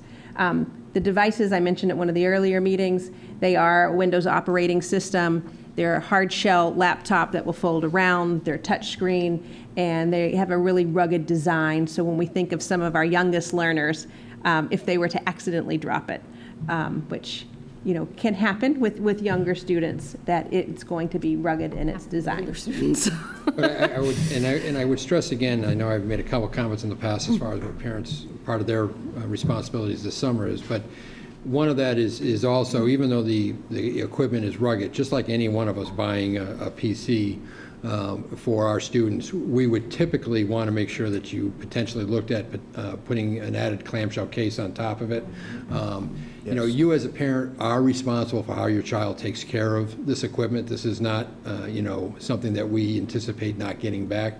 We fully anticipate it being here for a number of years. While we'll be putting out, the certain, instructional stuff with each, student, so they understand that, it's not like, well, it doesn't work today because I dropped it and I need another one and I need another one tomorrow. That's not where a school district can be. So we're hoping that parents will also understand that there are additional safeguards that they can take. Well, if you lose or destroy your textbook, you have to pay to replace it, and this is a much more expensive version of that. Out of curiosity, can I ask what pencil touch is?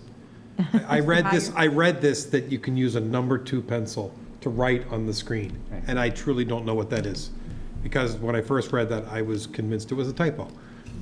I'm curious, and I apologize, but I gotta ask. So it's a feature specific to Lenovo at this time, with the glass material or the screen material is rugged enough that you can use a number 2 pencil as a stylus. So I truly didn't know that. So this is a feature we thought was important in terms of moving away from paper, whether it's students or teachers engaged in arithmetic or art. It certainly makes it much easier. Wow, that's fascinating. Yeah, thank you. I figured that's what it was. I read exactly what it was, but I just figured someone's going to be saying somewhere, why are you writing on your laptop? And because it works. A lot of these electronic styluses, they're very expensive. They use very expensive specialty watch-type batteries that can be very difficult to find and to replace. Upwards of $30 or $40 for a replacement stylus, and sometimes almost equal cost, for the batteries themselves. So in terms of number 2 pencils, it's pretty standard school supplies. Oh, excellent. Do you have to clean the screen? Yeah, so the screen at times, you may need to clean it, with a soft cloth, but for the most part, I tried it out Yeah. to see how it works. The pencil doesn't really leave any markings on the screen itself. So. It's like a dream for all of us at my age. We wanted to write on TVs and everything. The dream come true, right? Yeah. Oh, that's cool. All right. You're laughing because I'm right. I think there's one other thing, and as Dr. Burrows said, that, we're hoping that these are all on the schedule of 8/27, but, the reality is, we had our orders in before many districts, which are now saying they're not getting theirs until October or November. However, there have been also constraints based on shipments out of China that is creating some legal issues as to shipments that are coming into our country. And these devices are some of the ones that are basically potentially going to be held up in that process. So again, we don't have a confirmed, that we are in that situation, but we're very concerned that that could be one of the situations we're facing. I think this is something we're seeing and hearing nationwide with electronics or other products that are manufactured, outside of the United States. Whether it's, supplies in terms of, components or parts being available or back ordered, and as well as manpower to get manufacturing done and have the goods shipped. So we're working with our manufacturers and the vendors to try to make sure that, to the extent possible, that the goods get delivered on time. But we are hearing, at times that there's likely going to be some delays in terms of receiving these materials. So we're staying in touch, almost daily, to try to get the latest information and make sure we can adapt plans in terms of deployment of the laptops themselves if there's going to be delays. Well, everyone should hear again what Mr. Yukna said. Our decision-making on this was quite early, quite quick, and on top of the game. So I think we probably did the best we could. They're probably on the dock right next to all the bicycles that are not in the country either, so. Bicycles and above-ground swimming pools. Yes, there you go, see? Definitely with the swimming Michelle. pools. So there's supposed to be, from what I understand, like August 27th in, I think it was New Jersey, and then they're going to be imaged at that time. What's the time frame of imaging turnaround that we're even, that they're estimating, I should say? So somewhere between, 7 and 14 days Okay. in terms of from when they're ready to be deployed. So once we have them in stock and in hand, then between 7 and 14 days. And then how long likely is it to take it to get from the ship, New Jersey to Massachusetts? So New Jersey ground is typically 1 day. Okay. So for ground freight, if it was shipped on a Tuesday, we'd have it Wednesday afternoon. Follow up? Brent? I know this is probably more particular to some of our high school students, but a lot of the labs that the district's been maintaining have specialty software in them for particular graphic arts, drafting, things like that. Right. Where's the technology that we're looking to get in terms of being compatible with some of that, or at least finding laptop-compatible alternatives? I realize that's getting down into the weeds, but I just know that those types of courses are very important to some of our high school students. Yeah, so there are a number of specialty labs, whether CAD or art-specific labs that are in the district.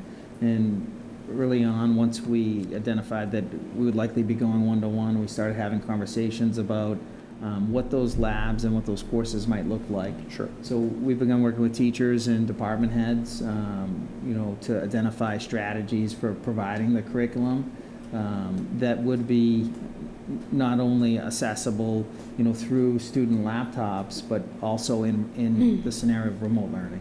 Oh. Right, so in a remote learning scenario, those same labs and that same specialty software wouldn't be available to students. So we're moving along in terms of identifying what those strategies are. Okay.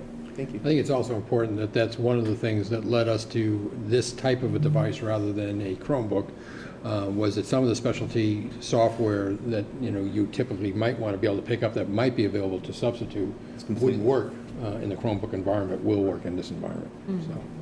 So, very important, especially in our special ed area, where we have a lot of specialty software, that basically, again, having a computer that can manage it and work with it, store information and deal with it is critical. So that pushed us into a device that was a little bit more, had a little bit more power and abilities than what a Chromebook might do. Certainly more robust. Thank you. So a lot of information has been shared, and you might think, are we going to get to the 3 models?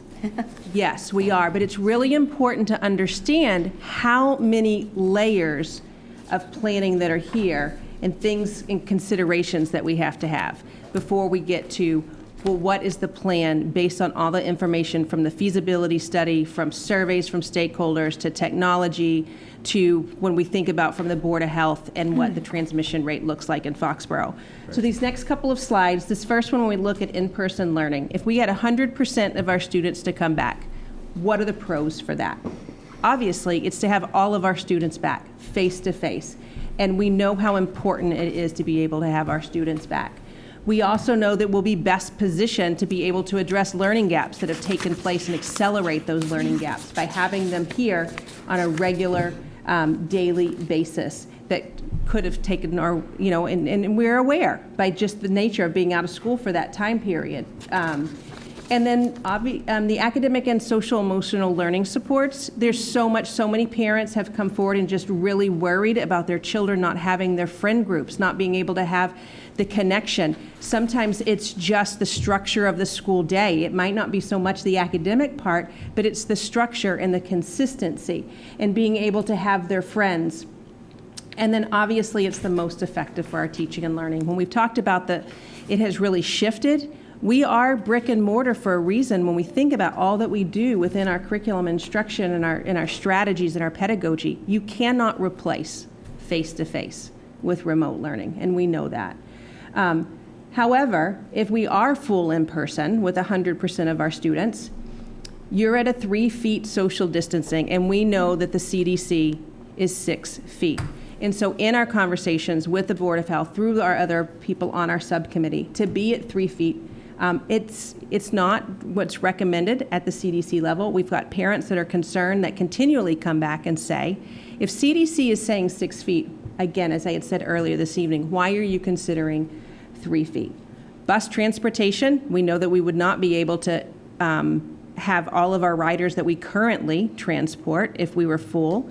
And at the same time, we know that a third of our families, when they surveyed, they said that if we were back at 3 feet, they would not send their child to school. They're not comfortable with that. Again, going back to that thought of being the 6 feet of distancing. Can I just add that was actually some of the feedback in the original teacher survey too, that was really keeping some people saying no, because they felt if it was at 3 feet, they really weren't comfortable. So I just wanted to throw that in.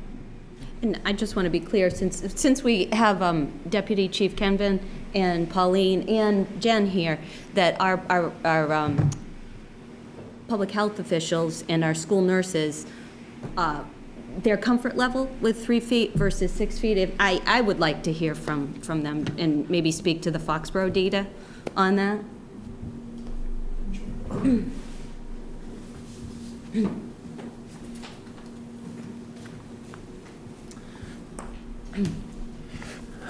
Good evening. Thank you for having us, and thank you to Dr. Bertos and her team for all the incredible work that they've done trying to decipher the dizzying array of information from the DPH as well as DESE, because there's a lot of conflict, so kudos to that. So in town, we're doing pretty well. The numbers are encouraging, although we have to temper any exuberance, understanding what they actually mean. So currently right now, our period prevalence from March 1st to the current date, we're looking at 6.7% infected rate of that population that was tested. Right now, to date, our point prevalence is 0.2%. We currently have 4 active cases in town. 109 recovered. We've had 16, which is called lost to follow-up, which means they just didn't respond to any more investigative questioning. And we've also had 44 positive serology cases. So these are folks that have had antibody testing and were diagnosed as positive by the nasopharyngeal PCR swab. So based on those numbers, although they are encouraging, they're not an accurate representation of the population as a whole. So we look at prevalence, we look at the particular trait that we're looking at versus the sample size within a population. So with those numbers, I would say that from my standpoint, as a public health perspective, I would encourage the 6-foot distancing because that gives you a little bit of leeway too, so that you talk about all those situations where you might have issues with children wearing masks or kind of running around or seeing their friends. To try to minimize queuing, the 6 feet gives you more variability and a better foundation to kind of approach learning from. Does that help? It does help. At the 6, can I ask another question? Yes. Sorry, and I know we're derailing this, but these seem to be the right places to ask some of these questions. What is your comfort level? I mean, I with this at 6 feet, as as our public health nurse, Right. Do you have qualms? Should we have qualms? I mean, understanding that there is risk involved. There is. In everything, but we're trying to assess what is. I mean, every day we assess what an acceptable level of risk in our lives are. Every time you get into a vehicle, you're taking. At least if you're driving with me, you're taking a risk. But as our public health, I mean, and Pauline and Jen, please jump in. What is your level of is this acceptable within as a public health official? I would say that, considering the 3 models, I've worked with Jen closely since the start of the pandemic, and Pauline. I think that, without speaking for anyone else in the room, personally, I feel comfortable with the hybrid model. I think that you encourage the 6-foot distancing, but you also encourage the mask and all the stuff that goes with it without belaboring the obvious. But you also, from a logistics standpoint, provide a safer environment for the children with transportation, food service, and even the fact that you're going to have the myriad of symptoms that aren't COVID-related that the school nurses and healthcare staff are going to have to tend with. So I think that gives everyone a better chance to meet all the needs of all the students, and try to minimize the negative aspects of remote learning, but also the safety concerns with full in person. Thank you. You also put yourself in a period to transition if we see the numbers change. As you know, I don't know if you saw the governor's. As of August 7th, Rhode Island is now going to be considered a hot high state.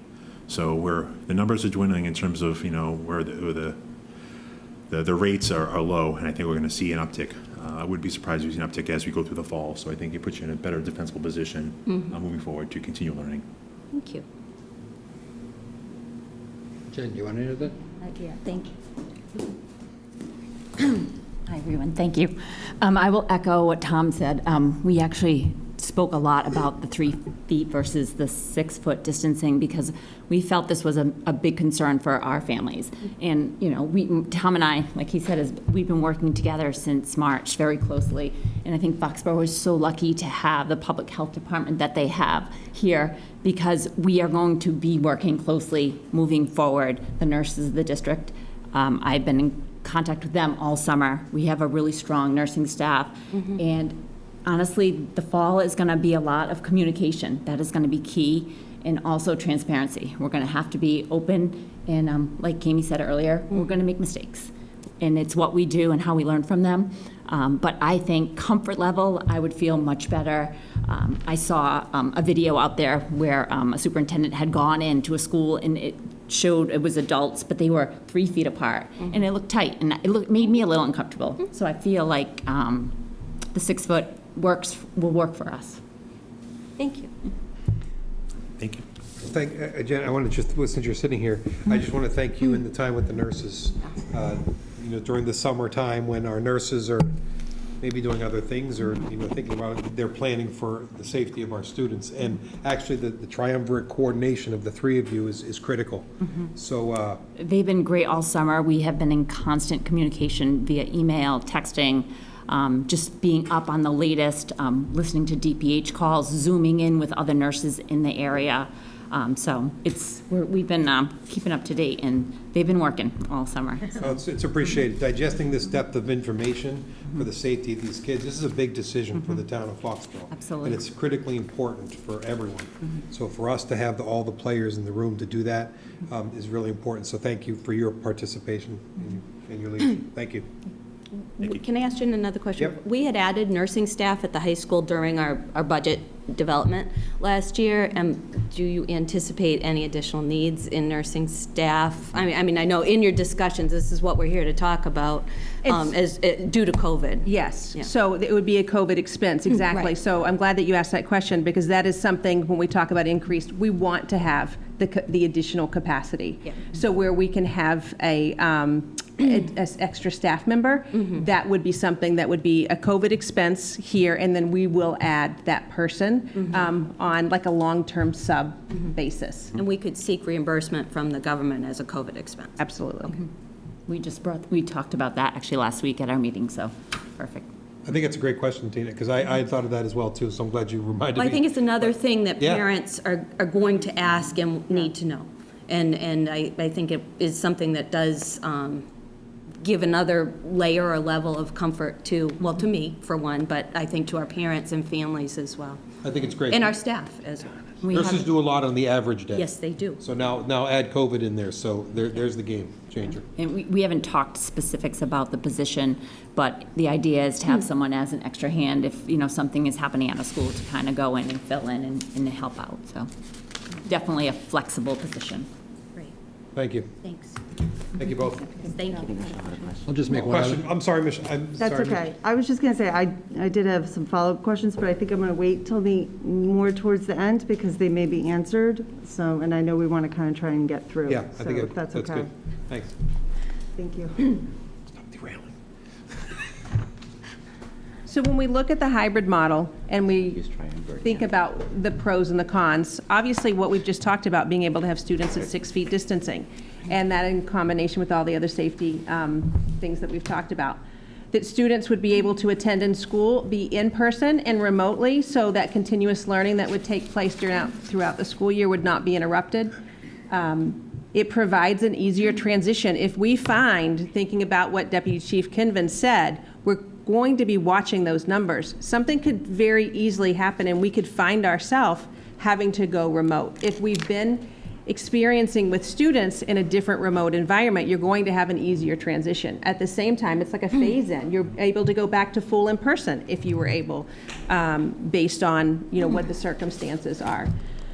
Able to transport students, we've talked about that. The school schedules and the program offerings, including things like food service, and then you would be able to have small group instruction. So if you think about having half the population in school at a time, to be able to think about those learning, accelerating those learning gaps that could have taken place, and more attention with students.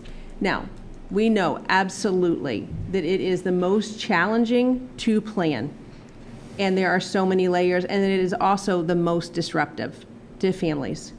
And that's the hardest part about this, because to be able to have our students back in school face-to-face, but in a model that's hybrid, there are childcare issues. There are just many challenges that can come along with that. But at the same time, if we can't have all of our students back together, to be able to have them back together in the building, to be able to start working with our teachers and to address not just the learning gaps, but the social emotional piece that's so critical to them. Remote learning, as we've said, it's been a challenge, and we know that those achievement gaps are going to have widened during that time. To be able to not have them full-time every day, obviously that is a disadvantage. And then coordinating the coherence of the in-person versus the remote instruction. And we know that there were a lot of questions from families on, well, what does that look like if they're not here in school? So I'm going to let Dr. Mello talk about that a little bit. So I think the first thing to clarify is there's two different components to remote learning. There's full remote learning, which means if whatever model we have that is any in-school presence, students would not be participating in, probably primarily due to medical reasons. That's a separate thing from what I'm going to answer right now. What we are talking about right now is if we have students in for part of the time and out for part of the time, what does that remote learning look like? So the main question has been, will that be live instruction from the teachers? And the real simple question is, it would be almost impossible for it to, because the teachers will be teaching the students in front of them. So on the times when they are remote learning, that will be an asynchronous component, except for if we get into the specifics of the models. For the middle school and high school, for example, our hybrid model proposal would be on Wednesdays, every student would be remote. There would be synchronous opportunities at that time, live. So an asynchronous opportunity would look like a video that they could watch, a project, if they're doing a project-based learning that they're working on. It could be practice, it could be previewing something for the next instructional day that they will be together. And it will definitely include accountability and attendance, so that we need to know that students are working during the time that they are working during the school day. So the nitty-gritty of what it will look like will obviously continue to be discussed as we continue to brainstorm and find the best ways to keep students engaged. But I think that's been the biggest root question is, will it be live or will it not be live? So that's that piece of it. For the elementary students, when we look at the elementary hybrid model, we are proposing an AM and a PM model, and I know that the plan went out and we've gone over it, so I won't get into detail on that part. But when students are with us during the time they are actually in the classroom, they will be getting their core instruction, which will focus primarily around literacy and math. Now, within the literacy block, we can certainly incorporate science and social studies as well, as in math, we can incorporate science. On the remote part of their day, the students would be having the elementary students would be having live instruction from their special area teachers. They would be getting their world language instruction, and they would be getting any, if they qualify for any sort of support services from their special education teacher, related service provider, math specialist, or reading intervention. So for the elementary students, they will be having that live interaction during the remote portion of their day. What else, do you want me to go into each cohort here? Sure. Okay. So we will have two main cohorts in this model. So there would be a cohort A and a cohort B. In the elementary model, cohort A would come for their live instruction in the morning, 8:45 to 11:15. And in the afternoon, which would be 12:30 to 3 o'clock, that's when they would be having their remote live instruction. If you flip it with cohort B would be having their live remote instruction in the morning, 8:45 to 11:15, and then they would be in school from 12 to 3, is that what it is, 12:30 to 3, so that they would have their live instruction. There is also the cohort D that I started by talking about, the students who choose to be fully remote, and they opt into that for whatever the reason may be. Those students in the elementary model would be considered to be part of cohort A, so they would get their core instruction in the morning from the learning management system, which we will talk more about when we talk in detail about cohort D. And then in the afternoon, they would be able to join the live instruction for art, music, wellness, phys ed, Spanish. They would also be able, we're trying to work it out so that they could participate in the morning meeting. Morning meeting is part of our responsive classroom program. We think that's a critical opportunity to bring both or all three cohorts together so that everyone can participate as a whole class community. There are obviously some technology things that we will have to ensure can work seamlessly in order to do that. We don't have a lot of classroom time that we're there. We want to maximize every minute. So having WebEx is going to be a huge advantage for us because it will be easily available for students to just click the green button to join the meeting. But we want to make sure that if students are joining us virtually, they can hear and they can participate in the conversation. Those are the things that we're working on right now. The students who are in cohort, do you want me to move to middle school? Yes. So we're going to, if you want to just flip the slide. In middle and high school at the secondary level, we still have, and I know we haven't talked about cohort C yet. Cohort C is going to get a lot more conversation, so we'll talk about them in a moment. Cohort A and B are similar in that is taking basically the main student body and splitting it into 2 groups. And we have cohort A will come in for full day in-person instruction on Mondays and Thursdays, and cohort B will come in for full day classroom instruction on Tuesdays and Fridays. On Wednesdays, both cohorts will be fully remote.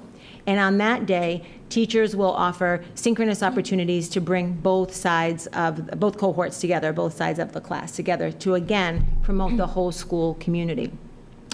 Cohort D in the secondary model will be receiving their remote instruction via the learning management system. As I said earlier, we got some information about the learning management system shared last evening, but on a call today at 2 o'clock. We learned some more details about it. Some components of that, obviously, we still need to learn more about, but there will be a designated Foxborough, at Hearn Middle School and Foxborough High School staff that would check in with our cohort D students. And we are actively seeking opportunities, as the elementary students have, for the cohort D students to combine either with the cohort A or cohort B. We think on Wednesdays that would probably be feasible in certain content areas. We know that some contents like math and science are very linear sequential, and the learning management system may not match up exactly in terms of the sequence of instruction. So from an academic side, that may be challenging in the math and the sciences, but in the humanities, we think there are more opportunities for that. So we are exploring those. There are also things like advisory, where students could participate with their peer groups. So as you can imagine, the scheduling implications for all of this are pretty cumbersome and require a lot of planning and discussion. However, we feel very strongly that it's important to engage students who have to be remote for whatever reason within our school community. We want them to be connected to their teachers. We want them to be connected to their peers. We want them to feel, as Dr. Berto said, the idea is we hope that even if a vaccine comes, maybe not everyone can get it right away. But if there's a way that we can get back to full in, we certainly want our students to feel like they are part of the school community. There's a piece of the remote learning guidance that came out from the state, and this was updated in our FAQ, so I think it's important to share that students who had been in the remote option, if they chose to return back, there would be a waiting period. We believe that's about, we're not really sure on the timeline, that they would be able to rejoin the community. So again, that makes it even more critical that they are somehow connected to their peers. So can we go back over, excuse me, Richard, but can we go back over that just one more time? Because I think this is an area that there is a lot of misconception or misperception since the release of the plan and after the town hall. I think it's the area we got the most questions. I'm sure the committee would agree on cohort D, the fairness of cohort D. Can you explain, how we get to cohort D? Are we an outlier? Are other towns using these models? And go back to, you can opt back in if your circumstances change and you're not happy with the remote learning that you're getting. I think financially, the first impact is a financial impact. If we were capable, and I know a lot of parents couldn't understand why we couldn't do both, do our hybrid and take care of the students that want to be fully out, we don't have the staff to basically be able to run 2 totally different programs, throughout the district. And that's, that is one of our bigger concerns, is that we can't physically do it. And that's why the state had realized that they had to put the LMS in place, because we aren't the outlier. Every district would face that exact same problem. The teacher teaching class on Monday can't be also teaching the child who's sitting at the desk at home to do the learning. It's a staff thing. And as you know, we've been very, efficient in our staffing and not, overstaffing, but not understaffing, but not leaving ourselves the ability to just run additional programs without, that kind of in place. And that's what our budget is based on. So financially, that's one of the impacts that we have. But after that. Well, in thinking about I think the information again, it's another great example of having the feedback, have us look back at the guidance from the state and reshape the plan. So to answer your question, do these cohorts exist in other districts? Yes. And for some, they're much larger or much smaller, depending on their community. So for us, I think Dr. Bertos shared already, it's about 10% of our population. And thinking about that, as Mr. Yukna said, that would be almost impossible for us to do without having a learning management system in place. So having that component there to support students on the academic side, what I learned today, and it's probably even premature for me to share this, but it struck me, these learning management system options are far better than anything we could possibly cobble together on our own, because these are developed by people who have made this their business for years and years and years. So they are beyond proficient at delivering virtual instruction. Some of them have asynchronous components, some of them have synchronous components. Again, we just got it today, so we'll be continuing to share information as we process it and know what exactly we're dealing with. But we know that a computer and a virtual experience can't fully replace what happens in our classroom. We've been saying that all along. So our focus right now is really twofold: figuring out for cohort D, what will it look like exactly in terms of the LMS, and that's what we're learning.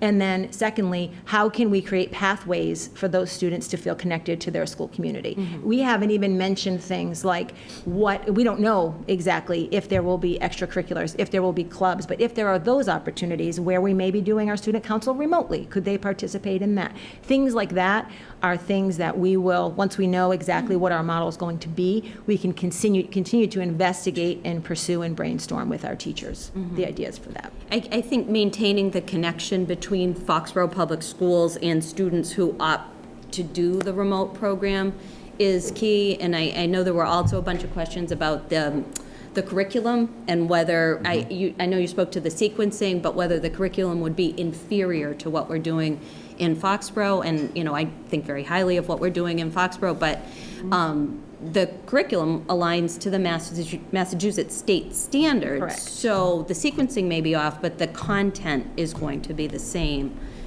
Correct, and Dr. Bertos could speak to this as well, but one of the things we learned today is that the instructors who are associated with at least two of the LMSs that we saw today are Massachusetts certified teachers, so they would be very well informed on our standards, and the instruction is aligned to the standards. So I guess I'll pause for a moment because you may have questions, and this would be a good time if you had them. Right.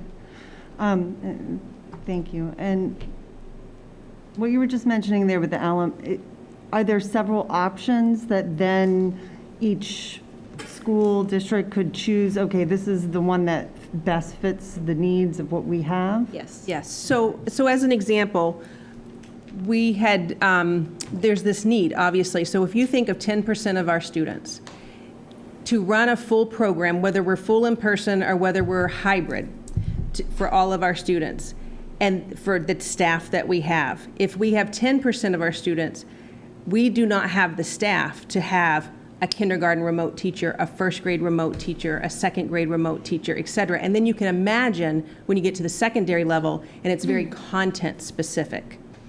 So that's a huge need for districts, particularly when you have the capacity issues such as a district our size. If you go to larger cities, they're going to have more availability possibly to be able to say, well, we can have a first grade remote teacher, or we can have a second grade. The capacity here, when we have 10% at this point in time that we know to be able to do that, we don't have the capacity for staffing to run two separate programs in Foxborough. So when we were learning about, well, what are the options here? So there's 5 different options that the Department of Ed has come forward with. Option 4 is the one that we're really speaking to because it is live teaching. And the two platforms here, if you will, is the Greenfield Virtual School and TECA. And those are they've been around for a number of years. The teachers that teach in these programs, they've been trained to teach the content, all of the strategies that you think that you would need to know differently than in a classroom. That's their area of expertise. So we're looking at that option 4, but there is a cost factor. And it's quite a big cost factor, too. So we have to consider how many students that we have, and then it's based on courses. So if you think about the secondary level, back to the question of being able to be nimble and to go back and forth. So if a parent chooses for their student, for reasons, to be in cohort D, to go fully remote, and then let's say that Foxborough, for whatever reasons, community transmission, and then we find that we go out completely remote, then we've heard from parents, we want to be able to come back in. The reason we've said this waiting period or no, as we had said before, is because you're in a course, and that course is a semester. So you have to finish it, but You then really the option you would really be need to there. finish it. And I would say, just my thought at this time from what we're learning, because again, we had this today, that it's really the secondary level Yeah. when you think about courses and finishing the course. So like a virtual high school class that you would take. I know my kids took a couple virtual high school classes when they were in 8th grade as electives. So that you would take that for, your semester, and then and then you'd get your grade and be done. And you Yes. could opt back in to Foxborough. So you can imagine if your child's taking a virtual high school course and they're in the middle, and let's say things tick up in the state or the governor says emergency, we're all out for remote. If you're in the middle of a course, to just jump back in to the remote learning program that we would have here, it would be a disservice. It would be to the disruptive to the student. student learning trajectory, for To sure. be able to not finish that, because they're going to have a live teacher. They're going to be turning in assignments and getting feedback from that teacher. So that's where it would really be disruptive to the student. And then in the plan, the draft that was released, talking about the importance of working with the guidance department, because it could, all the same standards, but the pacing could be different. So that's why we're saying that the semester is so important. At the elementary level, it's not as difficult and as disruptive. Now, with our secondary level students, and Dr. Mellon may have said this already, would we have a Foxborough person, a Foxborough staff member, connecting with them? I know when my kids took virtual high school in 8th grade that Mr. Rossetti was their contact person to make sure that they were signing on. And I mean, they were right there in the library, but sort of the same thing. He made sure their assignments were getting done and they were checking in and doing everything they were supposed to be doing, in addition to the teacher giving them their grade virtually. And that we would be able to, we have capacity to do that. Yes. Okay, thank you. Richard? So ahead. if you don't mind, I know a lot of parents have asked, okay, so if we're in this cohort with the AB, especially for high school, why can't we just put a camera in the classroom, and if the teacher is giving their, classroom instruction and the kids are at home, then they can participate at the same time? That's one question I think that is being asked quite a bit. Sure, and I think at the surface level, that seems pretty simple. One, you would have to have with the teachers union, you've got that piece. You've got privacy kinds of things. But at the same time, our instruction is not where the teacher stands at the front. So if you think about just a camera on a teacher, you're talking about projects, you're talking about small group instruction. It's not like in a college where you have a professor standing up front and maybe giving a lecture. That would completely change our pedagogical model for students. And sometimes a class could start in that they're working on a project with their peers that the teacher's not doing a lesson. So just to zoom in at a time, it would really be a disservice to the student that's at home trying to log in remotely. I can tell you as examples with all of the meetings that we've had this summer and continue.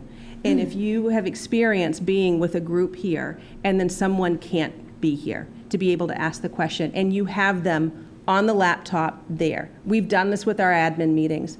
You have the snowball, which is the They're there now, microphone. we don't even remember they're there. Right, we have people zooming in, and hello, we know they're still there. But because you get engaged with the students that are before you, and you are not able to attend, so that's not that's not right for the student. I mean, we think about the quality of instruction in our classrooms and wanting to be able to give that experience to our students. They're not going to be able to engage that way. So you're saying is that the children who would be remote would, in essence, the potential of being kind of lost at that point? Absolutely. That the teacher is going, as humans do, is going to be paying attention to the people that are in front of them rather than these children that may not be there. And if they're not talkers and they're not actively engaging, that they're not going to get the same experience. Correct. And Is that I what think I'm you, I kind of think, hearing? yes, and I think you have to think of the other phase of it. You know, we're looking at the whiteboard and looking at instructional material that's coming in front of us. Having a device that can not only monitor you as the teacher, what's going on the whiteboard, what's potentially being positioned here is, you know, our buildings are not equipped for that level of technology to exist. And so that child definitely is going to miss a tremendous amount of steps that are going to happen in the process because all they'll see is potentially the teacher, or all they'll see is potentially the whiteboard as it's moving through. Rob, had a question? Thank you. So it is a different model, having done both lecture in front and also now having to transition even with adults. It is a different model. That is not the whole point a camera at somebody. That's not the kind of pedagogy that we want to encourage. So that's one comment. The question I had was for cohort D, two questions. For things like music, would there be opportunities maybe on the synchronous day, you know, if you're in a program like that isn't necessarily covered by the LMS, is there an opportunity for you to participate there? So that's one question. The second question is, we have cohort D and we have a hybrid, we have cohorts A, B, and C. Just want to be clear, if you're in D and for whatever reason we see a huge spike and everybody has to go remote, you do not come back in to be a part of cohort ABC. You stay on the as part of cohort D until there's a logical breaking point or a logical transition period back in. I would say at the secondary level, because it's a course, that's what we need to really consider and work with guidance. Okay. Are we saying absolutely not? No, but for what's best for the student at that time to be able to finish the course where it's course specific, it's really a different ballgame than it would be at elementary. I think if you think of just from a parent's point of view, just the simplistic part of that is you've gone halfway through that course. Absolutely. You've done all your homework with that teacher. They've done some testing with you. Now all of a sudden you're going to say, swing it back to this other teacher who's supposed to understand everything that's already happened, where you stand as a student and your grades, and continue you forward. Same thing happens when a teacher breaks a leg and is out of the classroom for 2 months.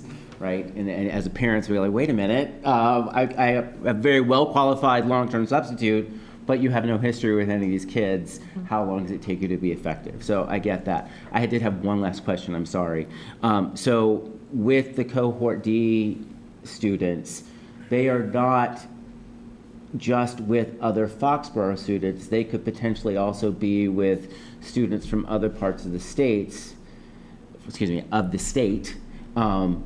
which is also could be considered an opportunity because you're then getting different perspectives and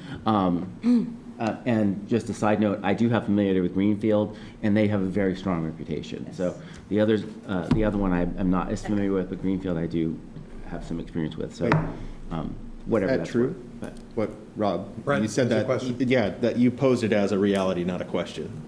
That Which they one? would be with other people outside of Foxborough. Yes. That is universally true?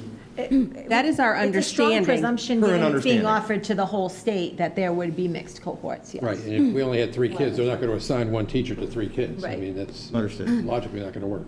And then just to reiterate, going back to what you had mentioned, Bill, I think one of the potential misconceptions or concerns, I should say, that people were having when envisioning cohort D was that, and I'll use math as an example, they're envisioning like a whole year of Alex or Freckle. Right. And no live instruction Right. and no interaction, and then why the heck can't I get back into this Foxborough business Right. but so you're saying, as of now, the preferred models, if we can swing it, and it's available, and you approve the options, would definitely have this live instruction model. Correct. Yes, within and they the- would still be a registered Foxborough student. We're still, they're still a, Charge of learning. yeah, they're still a Foxborough student. It's just the content being delivered is being delivered through their LMS, through their live teaching. There are different models. This is the one that we're saying because we want students to have. We don't want it to be just Alex all the time. Just artificial intelligence. We want that interaction. And that was actually part of That's helpful to the hear. explanation why there is a hefty price tag is because they do hire teachers to work with students. So it's very similar to the experience, just at a distance. But they have the experience and the expertise in doing it in a way that's effective.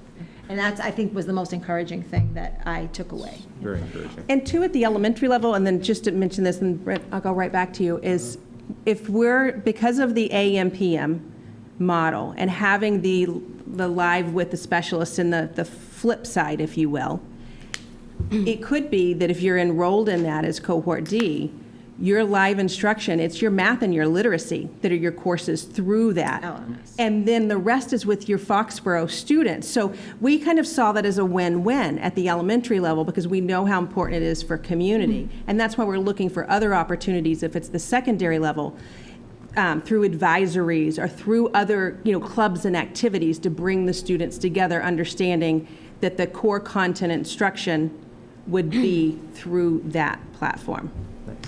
As a direct follow-up to that, and if we're not there yet, I understand, but are there departments at the secondary or types of courses where you'd envision there being, to Rob's point, a greater potential for those crossovers? I'm thinking in particular of, say, music or other performing arts, that nature. I don't, if that's not part of the discussion. We've started to talk about that, to go back to the music part.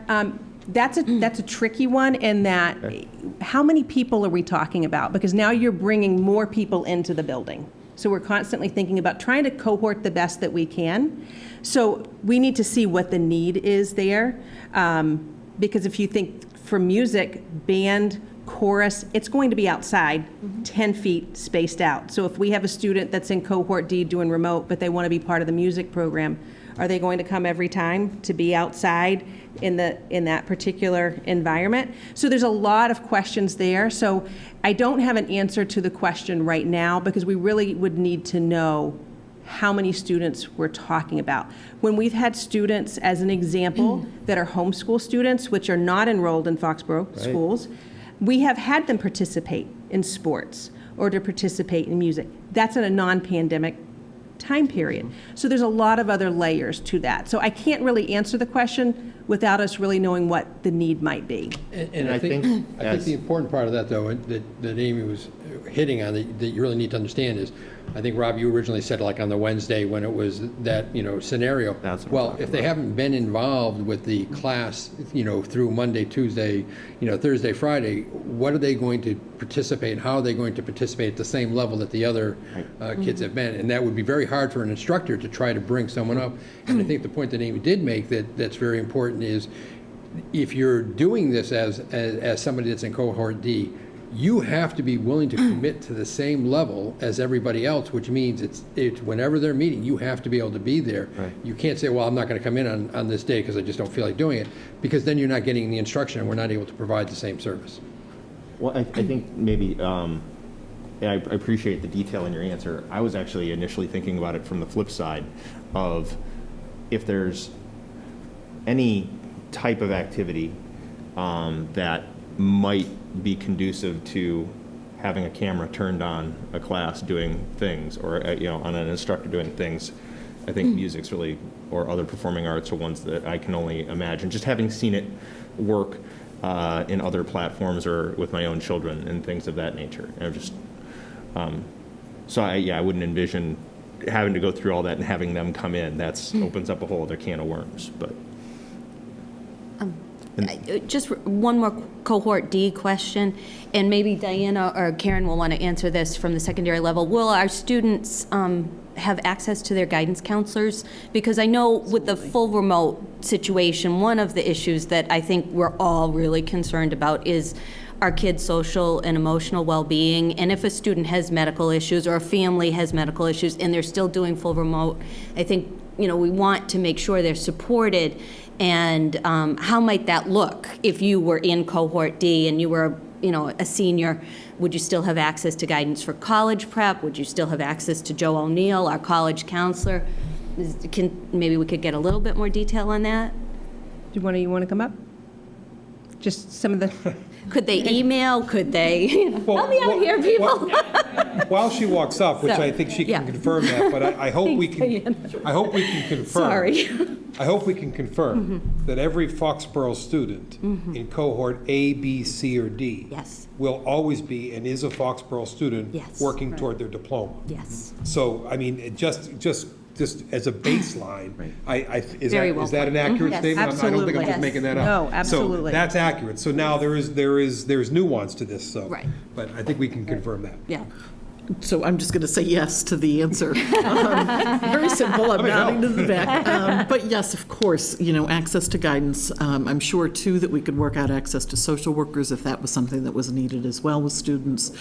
And our guidance department is already looking at how so many of the programs that they provide can be done remotely for students. So yes, absolutely, as much as we can. I mean, just for our students in general, it's going to mean a change in how we're doing business if we're in a hybrid, if we're in anything but, direct, being back directly 100%. So yes, the answer is yes. Thank you. And we've been working with the teacher work groups and talking and brainstorming. What are some opportunities? I know, Ms. Frazier was talking about lunch bunches, group guidance kinds of things. There's all of the brain power behind it, trying to think of these different opportunities. Thank you. Can I just, I think Michelle, really quick. question? And I'm going to stop and say thank you, and we appreciate as community, as parents, that you are thinking to that level, because that is very helpful. I think one of the things that, and I'm hearing this from other parents, from students in high school as well, because we did get a number of high school students as well as one or two middle school students who wrote. They have strong opinions about what's happening here as well. I know for myself, I'm having a little bit of difficulty with the high school, how the schedules are going to work with the cohort A and B, with all the different just types and levels of classes. How's it going to work with AP classes where there's a lot, they're small and there's a lot of discussion and CAD and all of that type of stuff where some of it is in person, some of it may be remote, maybe some of it should only be 2 days a week of actual class time. And so that's somewhat difficult to try to just envision, especially for juniors and seniors, how the schedule would work. So I think what I would say to that is we need to know what model we're going to be in after tonight. And then once we have that, we can start to put together some sample schedules of what our day would look like. But the short answer would be, and Diana, feel free to jump in at any time, there'll be some variation depending on the type of course, the content within the course, and the timelines of the course, like the difference between an AP and another course, for example. And when I had the discussions with the teachers and the teacher groups we've been on, there will be variation in how teachers handle that. Some of them will use more of a flipped classroom model. So on the asynchronous days, there is still, like the curriculum keeps moving along, but it's through that video model, or it's through a study that they're doing, or research, or collaboration with a team. So I think there's a strong interest in not losing half a year of curriculum here because we're in half time. And so there's been a lot of conversation around how to sustain the learning and keep the momentum moving forward, even if they are not, having that live instruction piece on the days when they're out. That part is going to take continued brainstorming around specific content and courses, like there's a difference between a science lab and a humanities course, for example. So how are they going to do that? Those nuances will be easier to figure out once we know, okay, this is what we're dealing with. This is going to be our model as we move forward. We can put some samples together. I know that some students or some parents are concerned, is that going to reduce options? Are some classes going to basically not be offered because they don't fit into this type of hybrid model? It's one of the things that's been great about the hybrid model is we would, and so thank you for asking that question, because we were able to preserve the courses that we offer. The periods would be shortened a little bit at the high school so that they wouldn't have that disruption of things dropping off, and they would be able to see each course each time they were together. So that's a good question. Okay. Just two very related questions related to that. Are there obvious opportunities and barriers to teachers, I guess particularly at the secondary level, filming and posting aspects of their class, whether it's a lab demo, things of that nature, project, presentation, things of that, so that, I guess, facilitating an easier connection between cohorts A and B, and thus, I guess, making Wednesday perhaps a little bit easier. Is that something that is easily done within the tech we have? I think that's a very specific, I can see that why you would think that pertains to science, like a demo of a lab particularly. We haven't talked in great detail about how that piece would be handled yet, but I think it's, again, this conversation is going in waves and phases, and as more information becomes available and things become clearer, it's clearing one hurdle to get to the next. So I think that's a fair question about how you could possibly capture some content like that. I'm just not sure how, to your point about technology, what would that look like? How would we capture it? I'm not sure right now. Related to that, and this is piggybacking off of something Michelle had said, as one of the interests I had heard coming through from student, faculty, and family comment is, and you've already mentioned it, this idea to connect kids who are in cohort D to the broader collective. And I mention it because that's an additional way to do that, such that if I'm in cohort D for whatever reason, and the district's already assigned me to a cohort A or B class, can I kind of peek in on what they're doing and see what they're doing? Not in a live stream, obviously, but just in terms of what's going on. I think it goes back to what Mr. Yukna said. Those students, if they are registered with the learning management system, they would be engaged in their own classes. Yep. So I'm not sure it would make sense. It would disrupt the learning that they're doing within their cohort of digital learning to, I think, I'll give you an example of a possibility. One of the humanities teachers at the high school said, I think on Wednesdays, maybe and this is one person saying this, I could maybe do something around current events, or that way anyone could engage. So could there possibly be some opportunities that make sense? I want to say yes. However, if I'm in an LMS and I'm scheduled to have classes on Wednesdays at that time, I might not be available for that. I think that's the piece that we don't know. I'm also trending on the side that more information is better. Correct. And more access is better.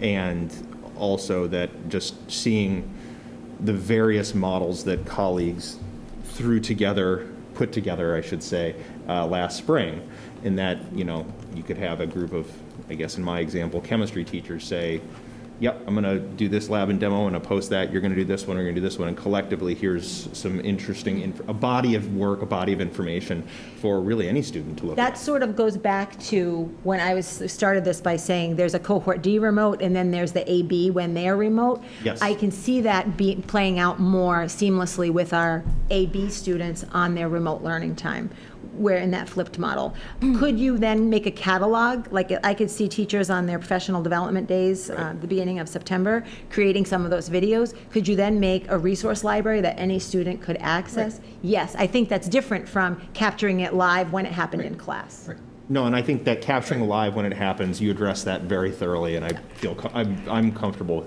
with that answer. I'm looking at slices in between. Yes. And I think the other part too, for those students that are completely remote D and they're assigned to those courses, there's CP level courses, honors level courses, AP level courses to be able to, we would be paying per course for the student that is completely in the cohort D. So for them to jump into another, it wouldn't make sense because they're going to be enrolled in their AP whatever, or their honors level course, if we're talking at the secondary level in particular. Right. One of the things that I did think of that I want to mention that was another question that was brought up, when it comes to planning and the students that are A on a Monday, in some districts with their model, they've gone through and they have the Monday, Tuesday, bringing both cohorts together on Wednesday and then the Thursday, Friday. Our model is specific to have A on Monday and B on Tuesday. And a lot of conversation and a lot of planning went into that because we did not want to have students out for 5 full days. Because that's what ends up happening. If I'm on Monday, Tuesday, then I'm remote Wednesday, Thursday, Friday, Saturday, Sunday, and I'm not back into school on Monday. For the social emotional piece for our students, we felt it was really important to try to collapse that time as much as possible and have them on a more regular basis. So that's the reason for the design of that. And on Thank you their, for bringing that up. and on their asynchronous days, the days they're not in school, they're still able to communicate with their teacher through Teams. I mean, there's so much. I mean, so much goes on, during a normal non-pandemic situation where you're doing your homework, and our teachers, particularly at the high school level, are so. The communication between student and teacher is, thank you, that's the word I was struggling with. Our teachers are so responsive to student needs. And even though they will be teaching live, if we decide to go with the hybrid model on Tuesday, if your student is home doing their asynchronous remote instruction and is struggling with a concept, they can, email their teacher, and I'm quite certain they will get a response. We've actually talked about streamlining away from email actually to something more efficient like a back channel or a chat that's open in Teams, so that while they have their smaller group in front of them, they can also go and check in. Oh, that's really cool. Yes, because the emails can easily get lost as they pile up, and if it's part of a specific classroom chat, it would be easier for teachers to manage. So that's been part of our brainstorming session. I just want to throw in here, we've spent a lot of time talking about the academic rationale for the models that we are proposing. We've talked a little bit about the social emotional rationale.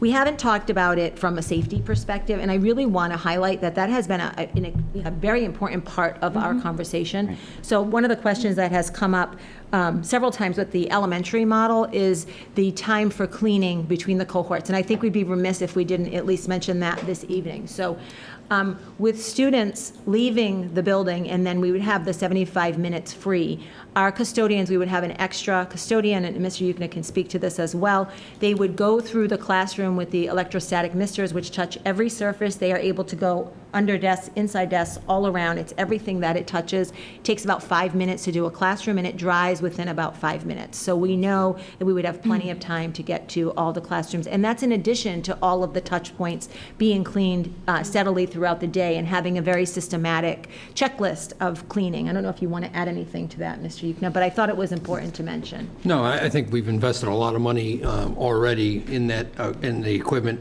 I think it's also important to understand it's not new technology to our school district. We've used this in the past when we've had other virus issues within a building. And it's been one way to contain, the possible spread, especially on the elementary level, which it happens quite often. So it is a process that we understand. We just now have much better equipment and much more of it to deal with it. So I think that from that perspective, like adding on the nursing side, we'd be adding on the custodial side. So again, it's another cost that we're going to be incurring, but it will be the only way that we can truly, guarantee that we're going to do the level of cleaning that we're saying we're going to do. So, we're already planning in that direction. Will that fall under COVID-related expense that we Yeah, could I seek mean, reimbursement all of this for? potentially falls under, but Right. it's not an unlimited fund either. So I just want to make sure. understand that. But we're going to give it our best shot. This is monopoly money at this point, is what you're looking at it, so. What about the learning management slots, though? Or, for the fully remote, would that be something that we could attempt to seek reimbursement? Yes, as well? absolutely. I just, All of it is, like I said, but Right. each one of the buckets, that we will get money from or have already gotten money from, have a limitation to them. So it's not like we could, say that we would put everybody on an LMS and we could afford it, because we couldn't. Right. It just wouldn't happen. So that's why we really have to look at the options that are available to us at the different points based on the number of participants in each level. Understood. And I think without getting into the weeds on the specifics, we've talked about everything from individual student toolkits so that they are not sharing materials. We've talked about if you're going to take a book out of the library, you wash your hands before, you wash your hands after, or we don't have a library. Those are that's the level of specificity that our conversations are getting to in how we function with students within the class. And we know that's going to require a lot of student training in the beginning of the year. It's just the norms for your classroom are different in this environment than they've been in the past, and they will be expected. Rob, that's a question. Thank you. I want to switch to the elementary level, back to the elementary level. Sure. Again. We've spent a lot, I do have some high school questions, or the secondary level as well, sorry. For the elementary level, are we still considering options for before school and after school? Oh, yeah.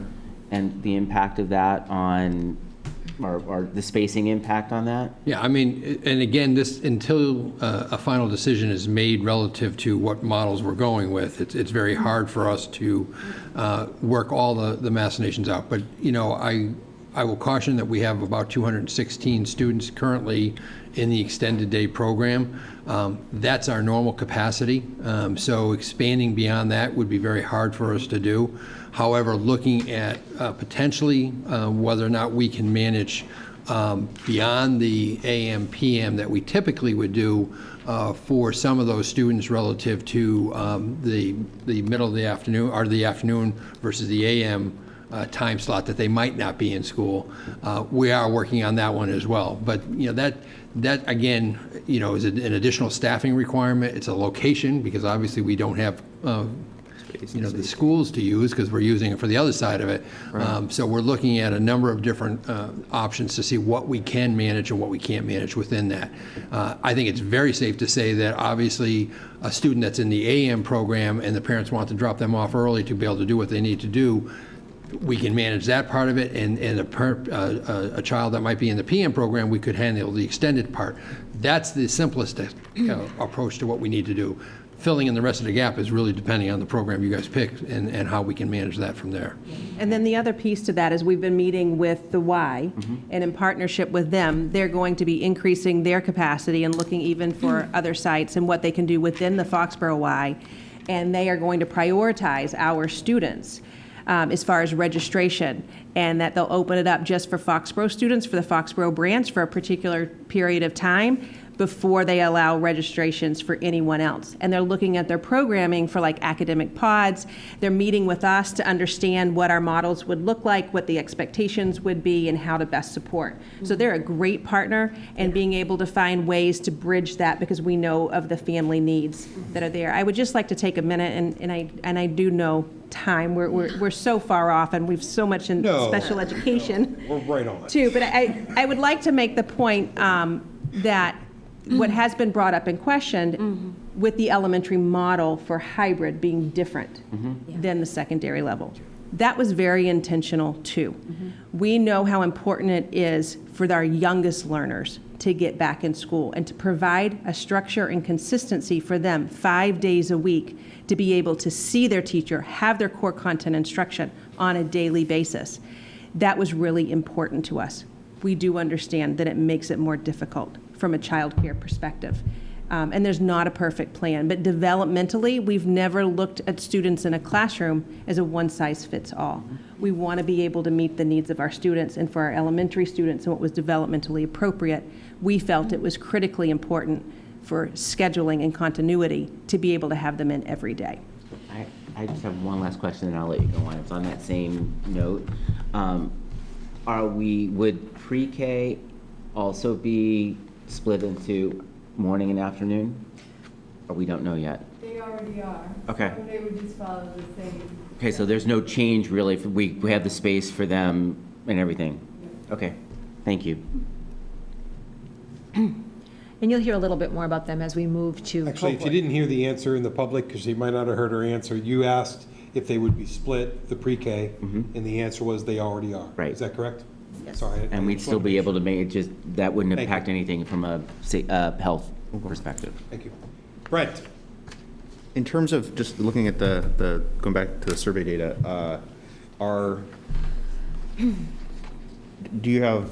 Foxborough have faculty that they are having to look at potentially getting creative on job structures and placement given their own family constraints and health concerns? Or is that perhaps who we're looking to have support cohort D? I guess, where's the district with that? I'm not sure I'm following your question as far as If you our have own staff. faculty who are not comfortable for whatever family structure and health concerns, what's the plan with those folks?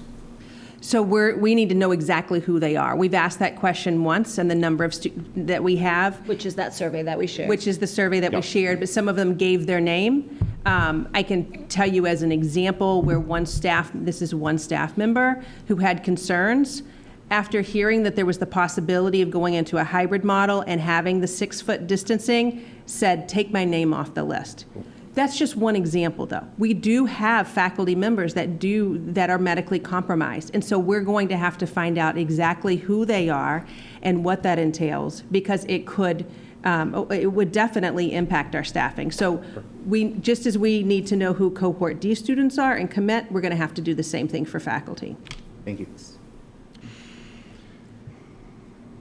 I had a question about cohort D, but we blew right by cohort D. Do you by chance know, was the Greenfield and the TECA for the LMS, and you just heard this today, so you might not know this, were they reviewed by the Department of Ed in response to this LMS, or because they're already approved programs? Do you have any idea? I think both. Because they are definitely approved programs Yes, already. I know very much so that they are approved.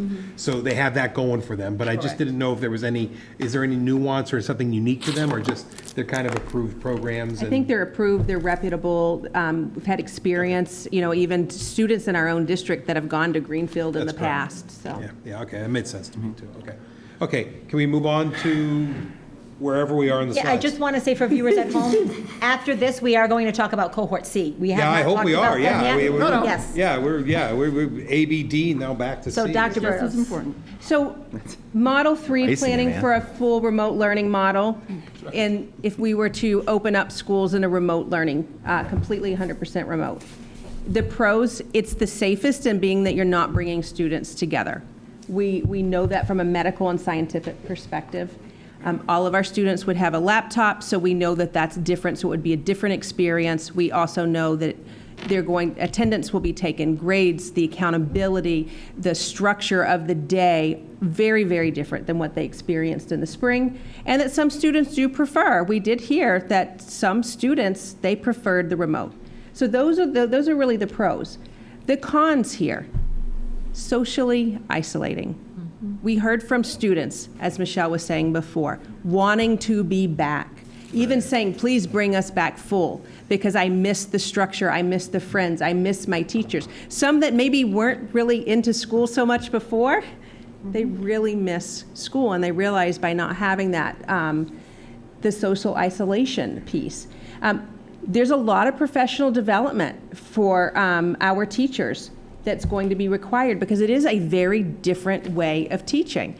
When teachers are teaching in a virtual environment, they take courses and courses on how to teach in that environment. We're asking teachers to completely change very quickly, but we're going to support and professional development there and continue to learn from what took place in the spring, and then obviously be a very different situation going forward. As far as food service, that's not provided daily for those that are in need, because we're not in school. So cohort C, these are the students that are those that have complex needs from the Department of Education. For those that are here in a hybrid model, or even if we were in a fully remote model, how do we get our students that would have the greatest learning loss potentially in school, and more so to be able to provide support for them? So I'd like to ask Corey to come up and just speak to cohort C. Good evening. Thanks for your patience, by the way. No problem, not a problem. Thank you. So one of the many guidances that came out from the state was the special education guidance. It was on July 9th. And what it really spoke to, one of the biggest shifts that they made compared to what it was last spring was that students are required to have all of their services that they have in their IEPs, whether we're hybrid, whether we're in-person fully, or whether we're remote. And so it took some time. It came out July 9th, so right away on July 9th, we started working on it. And so what our goal is to provide in-person live services to the greatest extent possible. We can all agree that Dr. Burrows just said that the students with the biggest loss to all of this is our students in special education, right? And so we have to, it's our job to now, not only do they have or possibly will have additional needs, we have to anticipate those, but we need to offer our services for our kids in special education to the greatest extent possible in person in our buildings by live instruction. And so we have kids that will fall into cohort C, and then we have kids that will fall into all four cohorts. Cohort A, B, C, and D. Okay? So the state came out with their guidance as far as the criteria, you could say. And in that criteria, what they kind of spoke to were students with complex and significant needs. And what they referred to in the document, if you read the document, was that students that receive, 75% or more of their instruction receiving special education services. And so those are our students primarily in our specialized programs. So we know that our students in our specialized programs are going to be coming to school 5 days a week, right? They need that. Additionally, they have a lot of losses from the last spring, so we want to anticipate that we're going to have additional need when they do come to us. But also, it was our job to ensure, because of the loss of skills maybe that they possibly have and the loss of services that they do have, we want to ensure that when they do come back to us, that we're opening the door, not just what the state's calling for, but we're opening the door more than that, right? And so what we're doing as a district in a collective kind of effort with the entire administrative team is to look at students with 25% or more receiving special education services, percentage of time. We're going to offer them the opportunity to come into full day instruction, live instruction, to the greatest extent possible that we can in a safe manner. Okay? And then we have and then the second, and here it is, thank you. And so if you look at here, that is cohort C. And so the top model, that is essentially what the state is referring to, complex and high needs students, okay? And so students with devices, students with additional staffing because of their needs, students with complex medical issues. Again, those students might be coming to our our cohort D, and I'll speak to that a little bit of how we'll provide those services. But again, these are services, or kids with services in multiple areas, kids with multiple needs in the content areas. And so then the group below it is the 25 to 75. And, just as recent as today, I was on a call with local special ed directors in the neighboring towns, and I will say confidently that Foxborough will probably be the only district around this area that will be offering in-person full-day instruction for that cohort, that group of students, that 25 to 75% of program time receiving special ed services. So that's very, very different for this area and will be. In addition to that, we just ran again, we're probably the only district to do it, but we just ran a fully functional ESY program in person 4 days a week for 5 weeks. It's pretty impressive. And so I was able to go into the ESY program, look at what they're doing, and I will say, and I know the principals know the staff best, but they provide some really great service, and they're providing really wonderful experiences for our kids. And to expect our neediest kids to come into our buildings after missing school for 3 months and being there on day one and being able to see that the staff is picking up from where the kids left off. And these are our neediest kids of the district. And so they spent a lot of time this summer really working with our neediest kids, and it was really a good dipstick for me, at least, to see how we can evolve this model, whether it be hybrid or fully in person. And so we got a lot of data from that. But anyway, that group right there, the moderate to high level of need, is something that we're doing as a town or as a district to ensure that all of our students with disabilities, or we're considering high or complex needs, is that entire above 25 to 100% essentially of students receiving special education services. So that is something different, and that's above and beyond what the actual state guidance is calling for. And so that will be our fully in-person 5 days a week kids, specialized programs, and kids that receive, again, more than 25% of their day receiving special ed services. So that's cohort C. That is cohort C, correct. And then the cohorts A and B. And so that is, again, it's extremely difficult to plan, right? And so what we were talking about even as early as today with the elementary principals is, with the limited time that we're giving them in person, we don't want to be pulling kids from those classrooms when they're getting that limited amount of instruction through the hybrid model. So we need to plan kind of creatively of how our students will not only receive their services, but not be pulled out of class at the same time, right? And so when it comes to the hybrid model, what we're looking at doing is, the kids will receive the live instruction and whatnot, right? And then the second piece of it is they'll be receiving the services, again, they're not receiving less services or more services, but they're receiving the services that are prescribed by the IEP in the remote format, okay? So again, whether you're cohort A, B, C, D, any cohort, you're receiving all of the services that are prescribed by the IEPs of the children, and we will ensure that that happens. And again, a big piece of this is the parent engagement piece. And so what teachers will be doing for their students will be developing student learning plans. And so what the state calls for is if we're providing services in a different manner than what we have agreed to with the family and what's prescribed by the IEP, we need to work with the family, provide them information, and work with them to develop some type of plan of how these services will be given. Again, some services will be given live remotely. There will be some asynchronous learning opportunities, as well as there could be opportunities where if there's a small group of students where they would have a remote for the 3 students in a small group speech or occupational therapy and those types of services, okay? If you want to go to the next.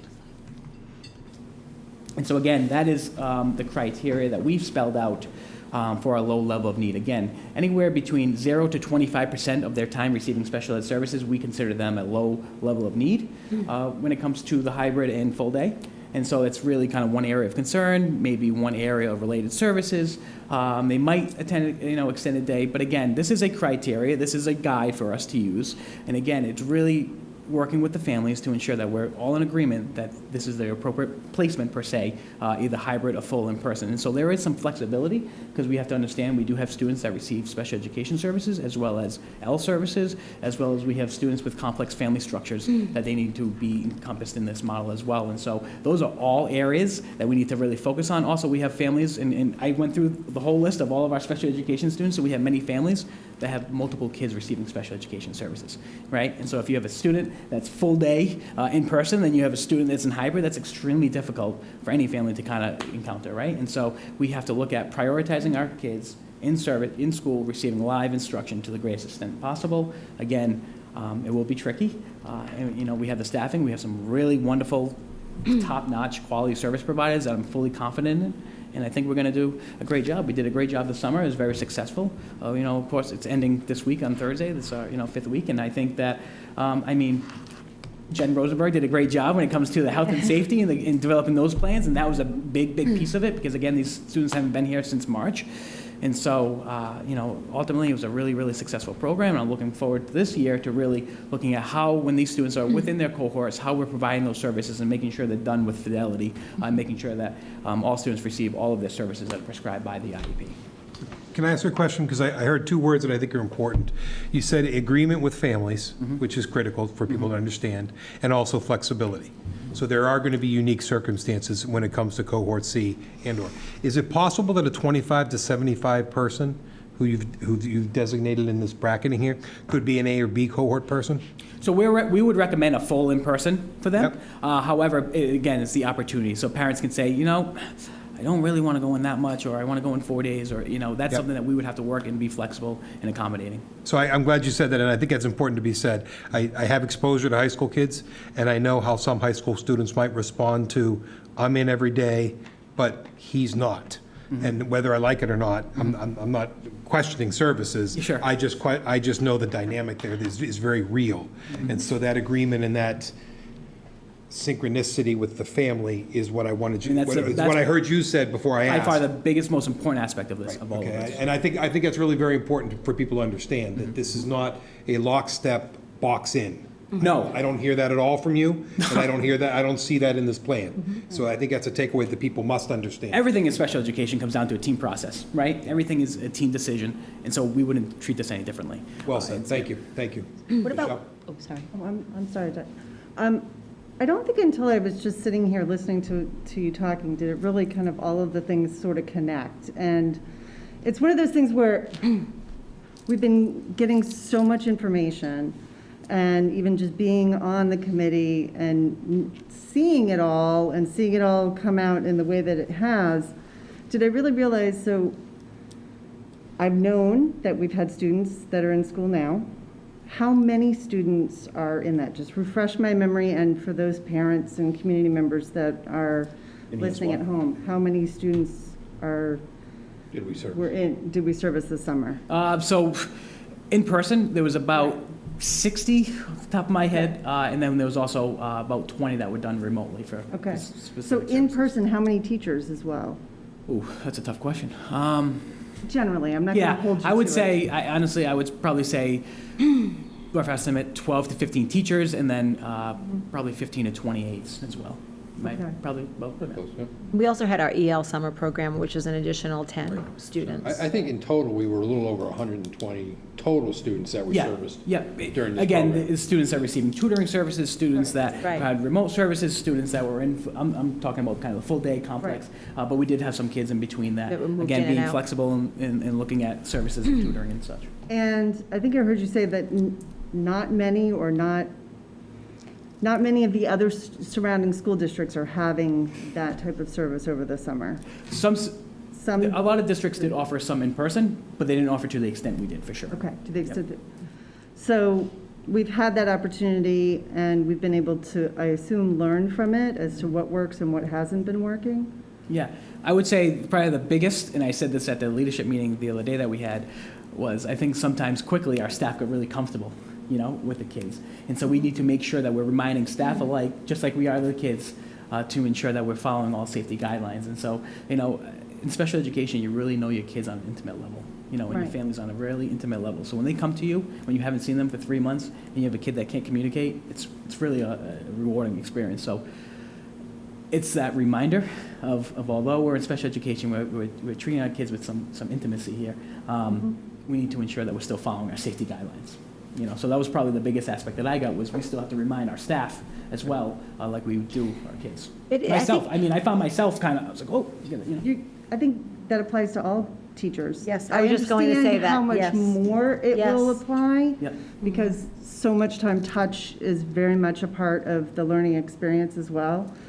But it didn't really make that connection to me, and I think a lot of parents don't fully understand that, is there have already been children in classrooms this summer here. Yes. And so I just think that that's just something for people to keep in mind.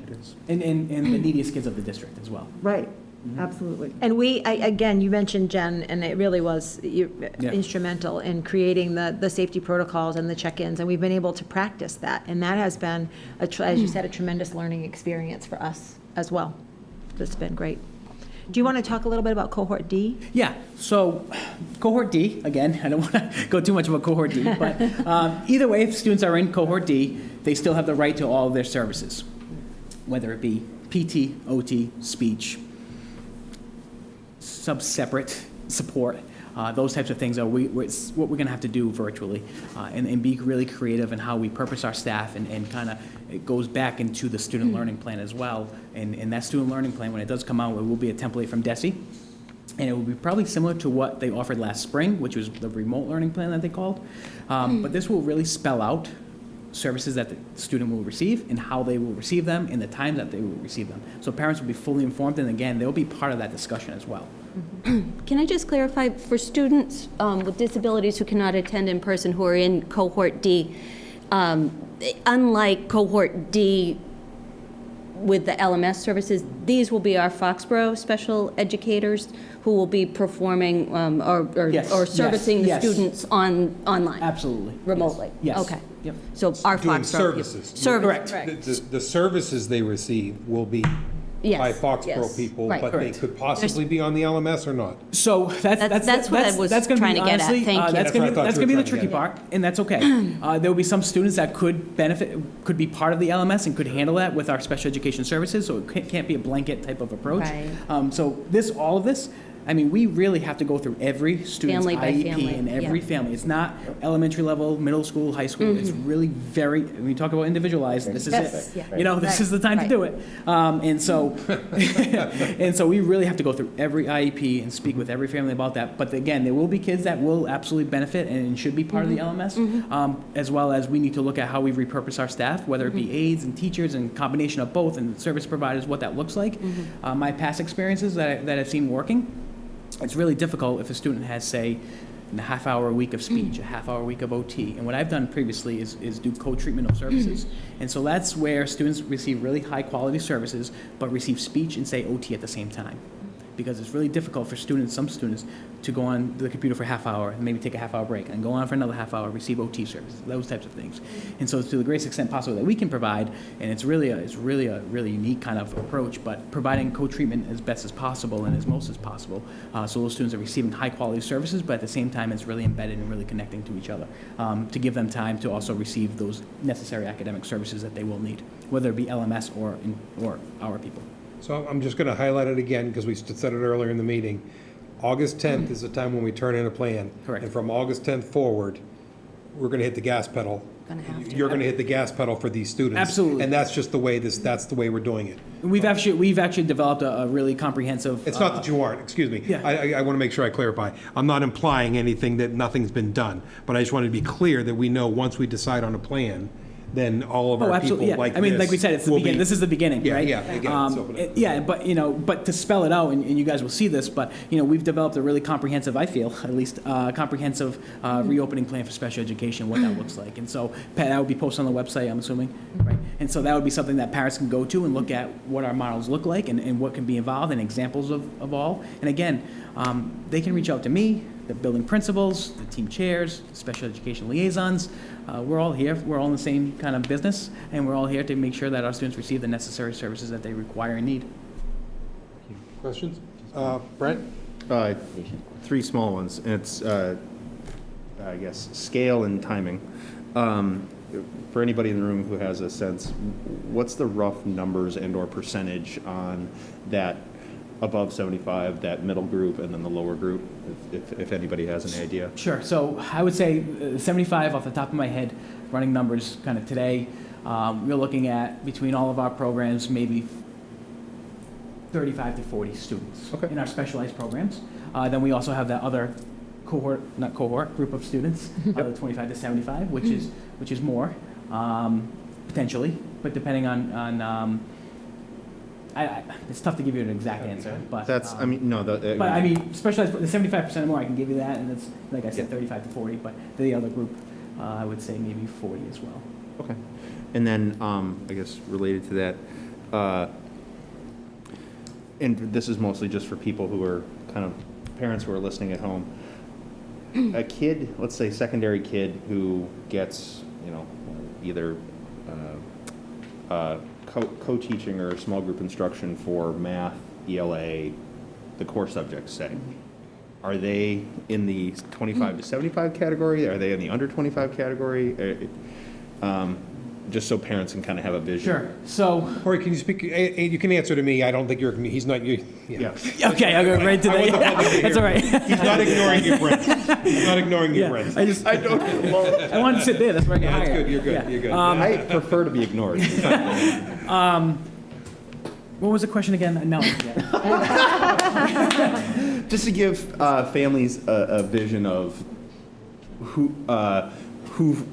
what types of What type of student student would falls they- in that lower yeah. 25? Like, what's the break between that lower 25 versus the Right. middle group? And it's really derived. Turn back this way. That's right.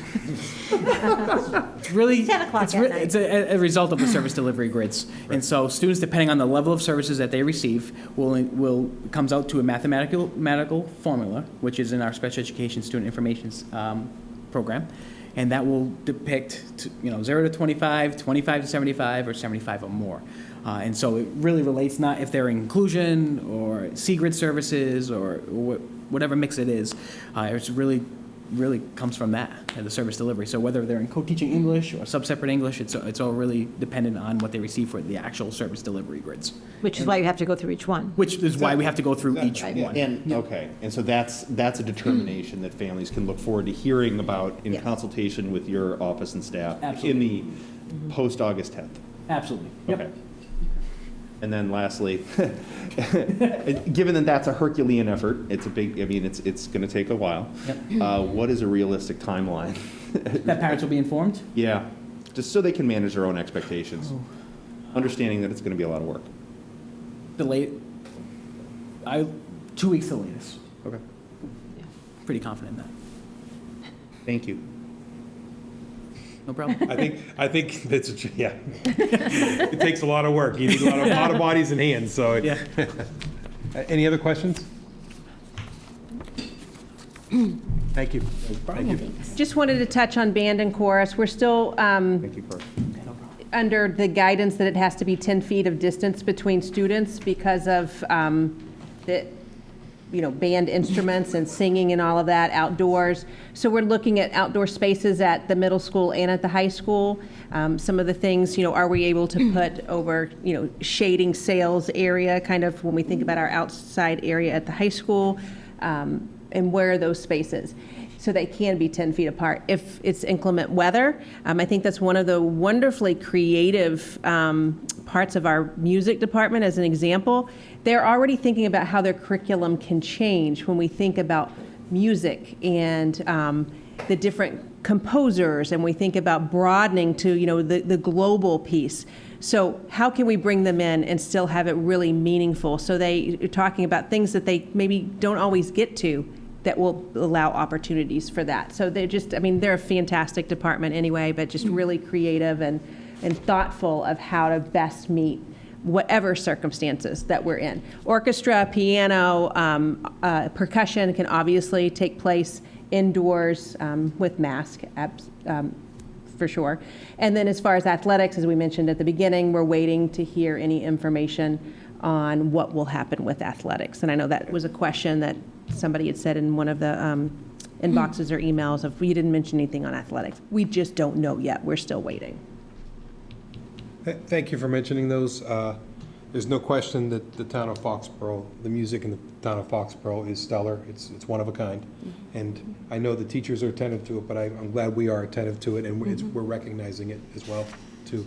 There is a national aerosol study that's being done across the country, which is about the breathing and the whole impact of playing wind instruments with covers, without covers, and singing. So maybe we'll get some more study on that. It started about 2 or 3 months ago. If we can get some more feedback on that, it might help inform all of us going forward. Yeah. One of the things that even just to be outside is just making me think of being outside. It's like a little pack with a headset that we've ordered and we've tried them out, and it's amazing. You can be outside with the mask on, and you can talk just normal, and it projects. So our students being 10 feet apart and being outdoors, and it's really cost effective. What was it, $30? $35. $35, and it is amazing what it can do by having students outdoors. So we're looking at other opportunities because we want to be able to have students outdoors as much as possible for different, classes, and then obviously other times for mass breaks and those kinds of things. But we're learning about some new other types of technology. And I didn't want to leave off the other half of the slide, which is athletics. I'm glad we're talking about that as well, too. I'm sure there's a lot of parents and students out there, especially at the high school level, that are wondering what their senior year of athletics is going to look like. And there's a lot of things up in the air. It's going to take us time to figure that out. I happen to know it's going to take time for the governor to bring out their recommendations, which should happen in the next 7 to 10 days. So Right. I think a whole bunch of things are going to come together here for our athletes as well, too, I suspect. You want to advance to our last slide? Oh. We've had a lot of Discussion. We've had a lot of discussion.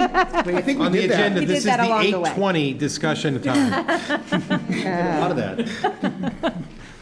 There have been people on the phone the whole time. Hi, Kate. Yeah. See?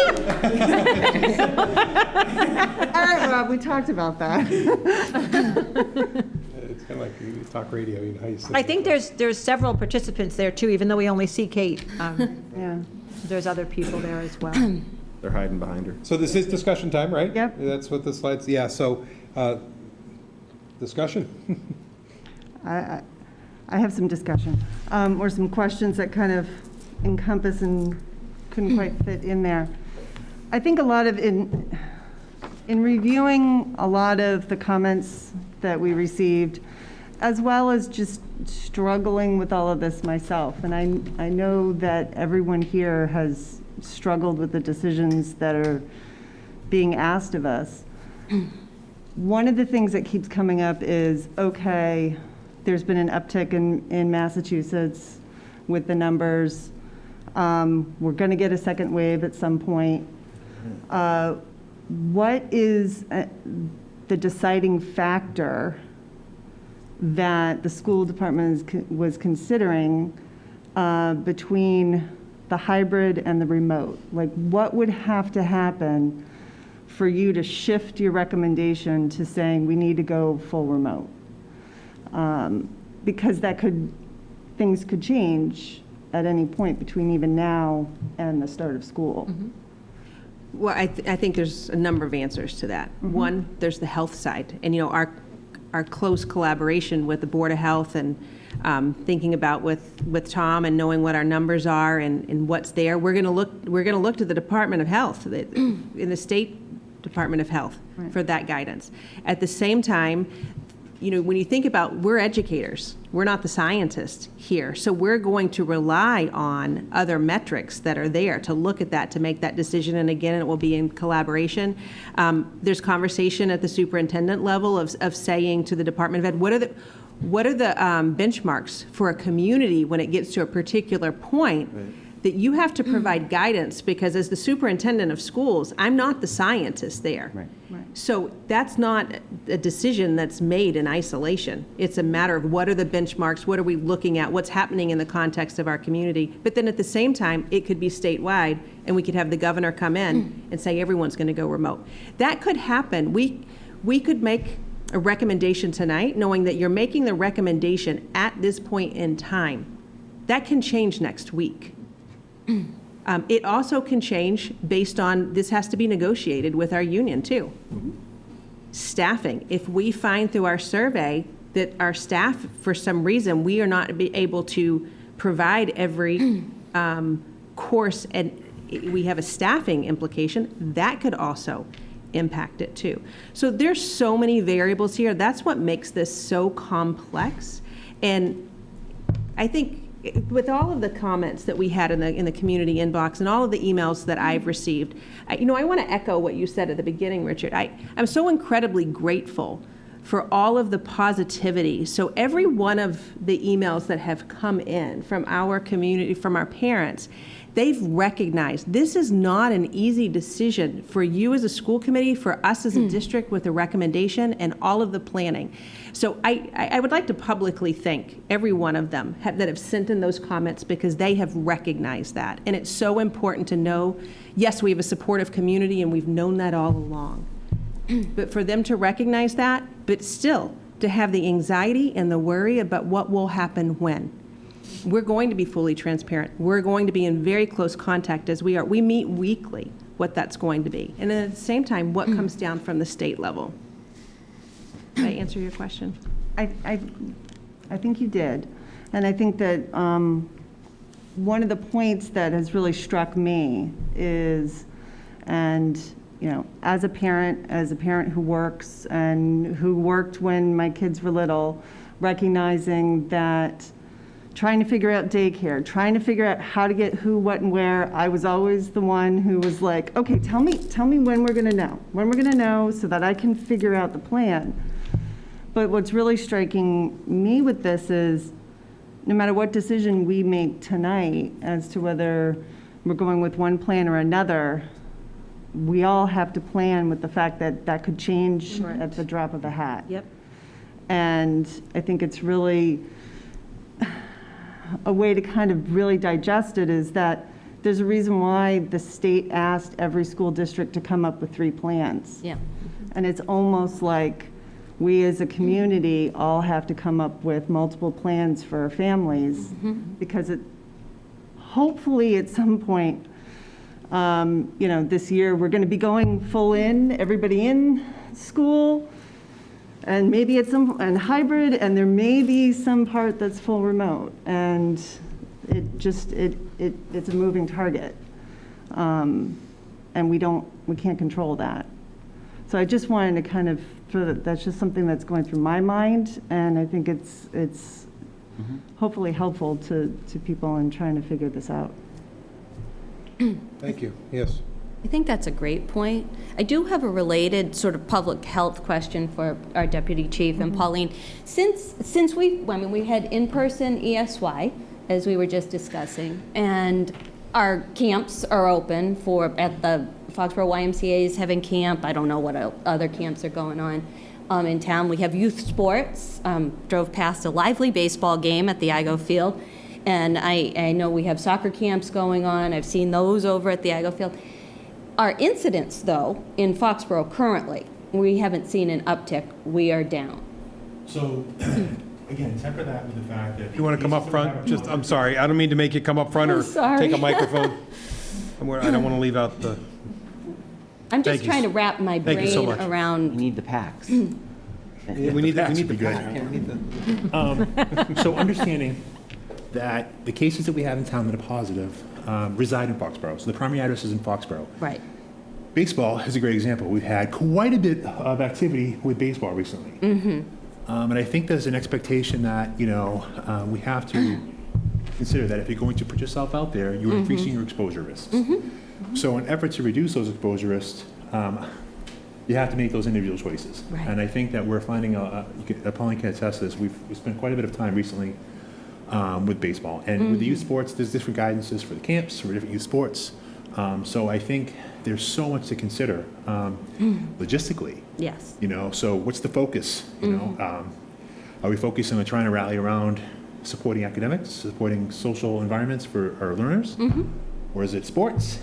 So really, where's the importance lay? I think you have to just follow the guidance, which is continually evolving in Okay. terms of safety. Thank you.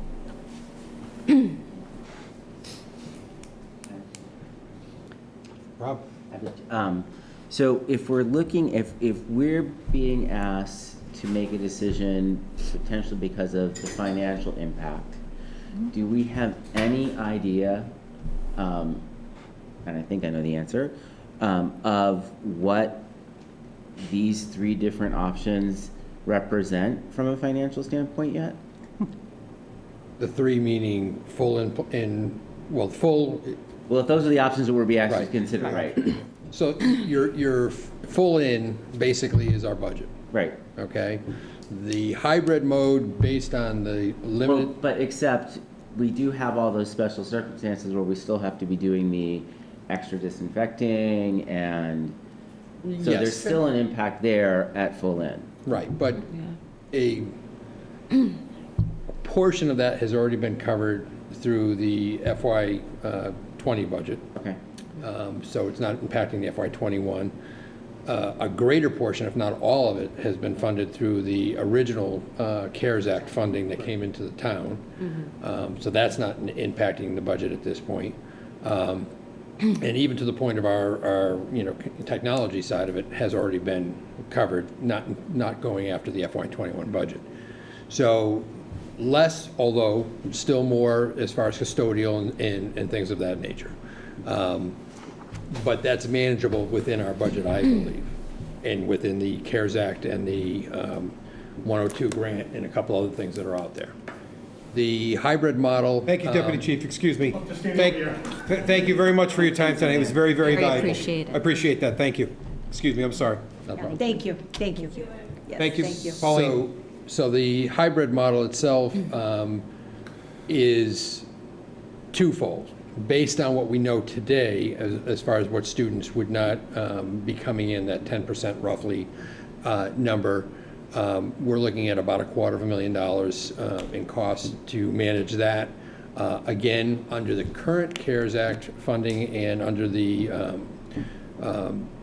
funding under the 102 grant, that's covered. As far as the additional custodial, the additional transportation, the additional, internal PPE and stuff like that, we'd still be covered, as far as I can tell, at that level. But this is why it's kind of critical to us to know what the level changes to one way or the other, because that will be how the impact goes. And under the full remote, then obviously we probably have less cost, to be honest with you, because we're not doing what we, just like in the spring, the stuff within the buildings and stuff of that nature. So it's really the hybrid model, which is in effect the most expensive model. But from what we know today, we feel that we have the wherewithal to manage that. Okay, that's an important consideration. I'm going back to town hall, to town meeting this year, where there were people that were looking to just unilaterally cut $250,000 from our budget.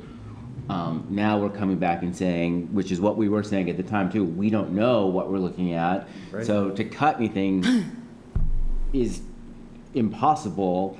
Right. We may actually need more than we anticipated. So that's one thing that I want to just be aware of. And it's always also weighing the cost may be worth the benefit too.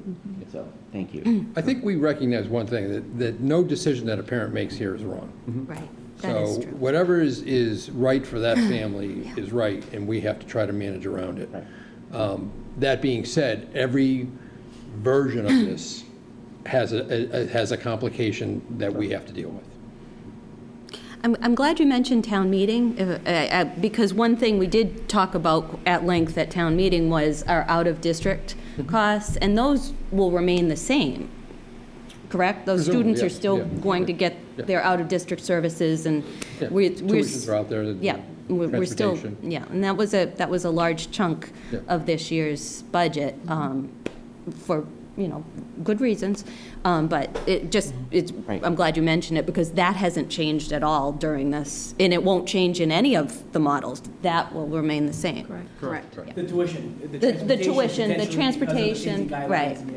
Understood about that. The transportation could go up. Right. So, yeah. So, okay, thank you. Thanks. Brent? Thank you. I think an additional layer of things to discuss when it's prepared is the notion of transitions. And there's all sorts of transitions. We talked a little bit about tonight about people moving into or out of cohort D for health and whatever concerns, and it making more sense, or sorry, being more fluid with elementary, maybe a little bit more chunked with secondary. Another form of potential transition, I guess I'd like to get people's voices on, are for kids and or family members who get sick midstream and have to be pulled out either for quarantining or get pulled out and have to get pulled out for longer. I guess I'm just curious of what the current set of subcommittees thinking is around how to handle those situations. So as an example, let's say you had a classroom and the teacher, and that they had someone that had tested positive, so Right. then they would be considered close contact. So Jen, speak up at any point here. So that classroom, if it's, say in elementary, you're able to contact trace. It's just those students that have been within the 6 feet within that classroom. So now that classroom has to be out for 14 days. So that teacher then would continue with the instruction in a remote fashion with those students in that classroom. If you have a student that has to be out, so you have a student that had symptoms and is out, there's all of the guidelines where they have to be tested before they come back in 14 days and all of those things. But it would be the same, and I'm speaking generally, as a student that is out with the flu for a week. We have students that can be out for a week, or, we would still have work for them and connect, and the teacher would connect with them, and that would continue on. I mean, we have many cases where we have students that have been out a week at a time, or 2 weeks at a time, or even longer at times with, concussions and different things like that, so. Yeah, mono's a big one. That's helpful, I think, for people Yeah. here. And then if you wouldn't mind, the little more complicated scenario is if it's a faculty member. In that case,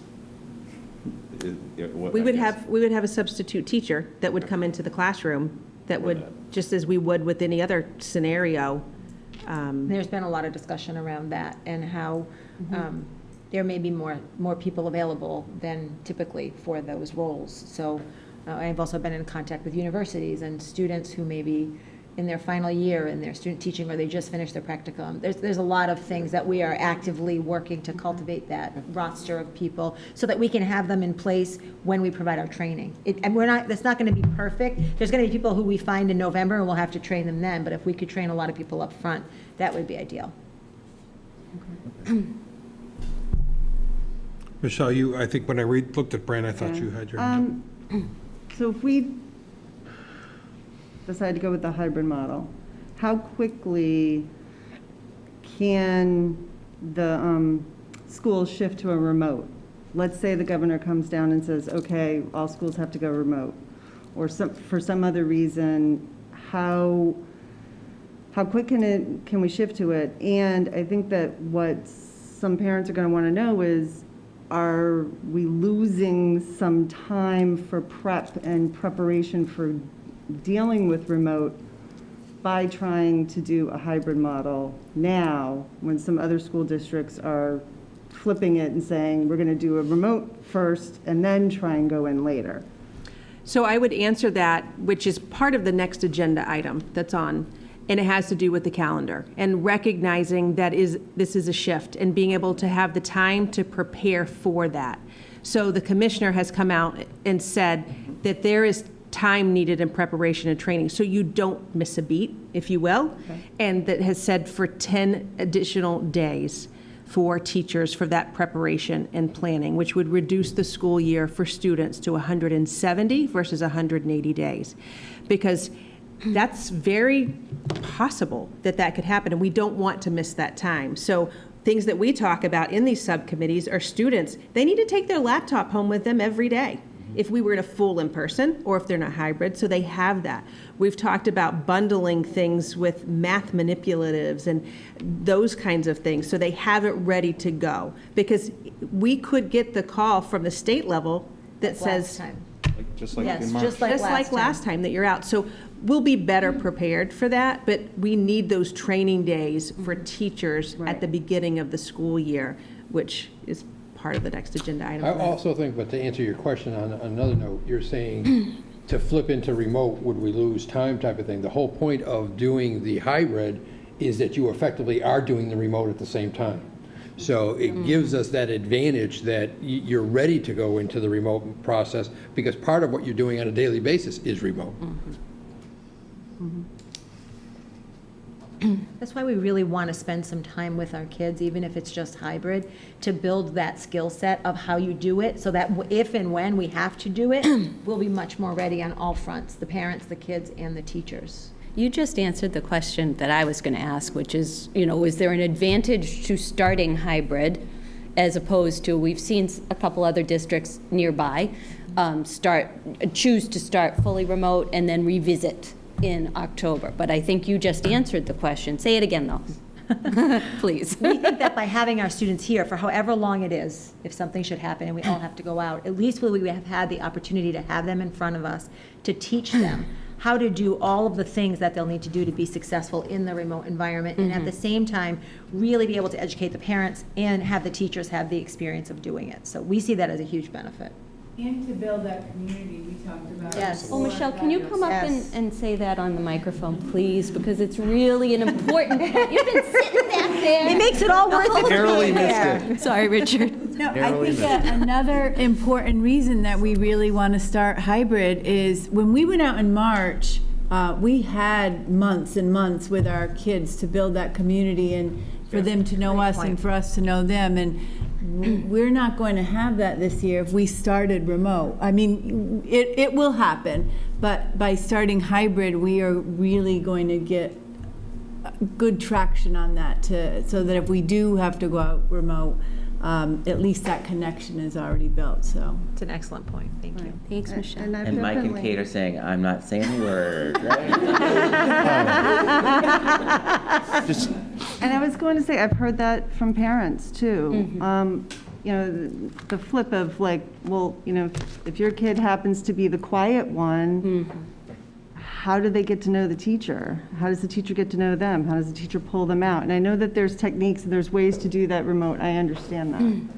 And it's something that we really wrestle with. I also wrestle with some of these school districts that are saying that they're going to start remote and that with the intention that they're going to go hybrid at some point. My concern with that, and just knowing human nature and seeing in my work and everything else, it's really hard once you've convinced yourself to do the most conservative thing to take that step back in. And that would be one of the concerns I'm wrestling with. I'm in full agreement. what Michelle said. I think it's incredibly powerful and critical that the teachers get in front of kids. For them to know who their kid is, from just seeing them and working with them and talking to them, will absolutely be an advantage to them if we ever go full remote, so that they will know exactly what to say to John in the full remote distance as well. So they know that John's style, and they know John how he works, right? Or whoever it is. They know exactly how they work because they were with them and they saw it and they were like hand to hand doing it. And that is absolutely critical. And I agree with your point there. I actually believe that the full remote is to a detriment of building that capacity. COVID, we started with 5 months of kids. So we knew exactly who the teachers knew exactly who they were when we had to shut down. So when you're talking to them on the phone or you're talking to them whenever, you know what you're talking to. So I think it's a critical piece to this hybrid. Powerful. Just to add briefly to that, when I think of our You did it again. Thank you. And Mike's going, see? I don't have to do anything anymore. Mike's next. 1980s, here I go. When I also think about that, and I think that this is so important, it's building that community, but when I think about our incoming youngsters, whether it's preschool or kindergarten, or that transition of our elementary students to the middle school, or our ninth graders, our incoming ninth graders who haven't even had that opportunity to come in to do that one day of a virtual, when I say a virtual high school day, that one day in the spring to be able to come in, but to come in and to see it live and not to be able to make those connections. It's a foreign entity, and then all of a sudden to be dropped in October or November, that community piece is just so important. And in particular, again, I think for those groups of students who are new to whatever it is that they're going into. That's a great point. So. Deanna, what about Link Crew? Since you're talking about the community building, and I know we can't, replicate Link Crew in the manner that we have done Link Crew the last couple of years, but are we working on We are Link both, Crew as a I don't want to transition? speak for Karen, but we're also both web at the middle and Link at the high school, that transition. Most definitely, we are looking to see, and we've been working and talking about that as to what we can do for our students. But we are going to do something. Yes, absolutely. And hopefully these days will be days that we can capitalize a little bit too with it too. And same for our fifth graders, or entering fifth graders. Same, yeah. We're working with the web coordinators to work with the web leaders and talking about ways we might be able to do some small group simulations of what we might have done with the whole group if we had been able to bring them together. That's great. Excellent. I know they're just great programs, and it would be hard to not have that, for that personal connection. Absolutely. Brent? To bring it full circle, because we talked about why not start remote and go the other way. Just to underscore, I'd like maybe our public health folks to underscore why the recommendation is hybrid and not full in person, just because there are some people who, fewer people, but some people who had put that forward. And I believe it was distancing and other things.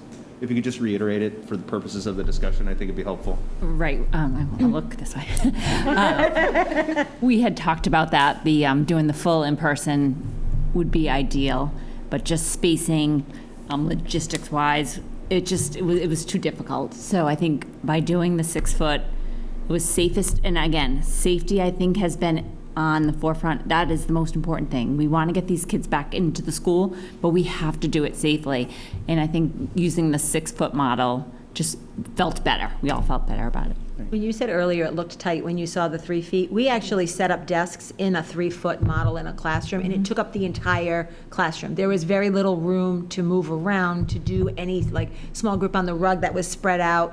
It Right. was really constraining. And talking about contact tracing, if you put someone within 3 feet, they're automatically considered a close contact because it's within the 6 foot. Even though with our public health, if someone was to be positive in the classroom, what Dr. Mello is going to put down on the website, all the scenarios, and you can go, all the people at home will be able to look. So there are specific scenarios if someone becomes positive in that classroom, if a staff member does, if a person becomes ill at school. So it's not going to be a guessing game. They've already been drawn out for us. So we'll be able to follow that. I think I just want to reiterate something that Dr. Mello had said earlier, which is also when we polled the faculty, Yes. we also had a greater number of faculty that said they would be concerned about participating Right. if we went back to the full in-person as well, which I know is a consideration. Right. An And that important drove, consideration. right, and Yes, that drove it. definitely, very important. And you only had 60% of families that said they would send their students back at 3 feet. Where it was 91 if it was Right. the 6. Right. It just didn't feel right going against what the CDC has recommended all along. But again, the American Academy of Pediatrics is strongly supporting students to return to the building, and we're doing our best to try to make that happen safely. Thank you. Thank you. Thank you. Thank you. I had a nitty-gritty Borough question, I know, that I should have asked when she was up here. I'm sorry, I'm sorry. Maybe Bill. And if I misread it, is there a question about wellness at Borough? I thought I read in the report, am I right?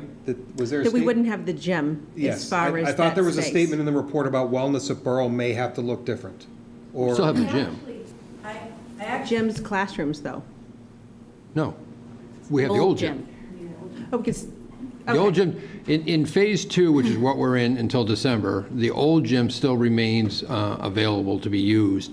That doesn't come offline until next summer when it becomes 2 classrooms.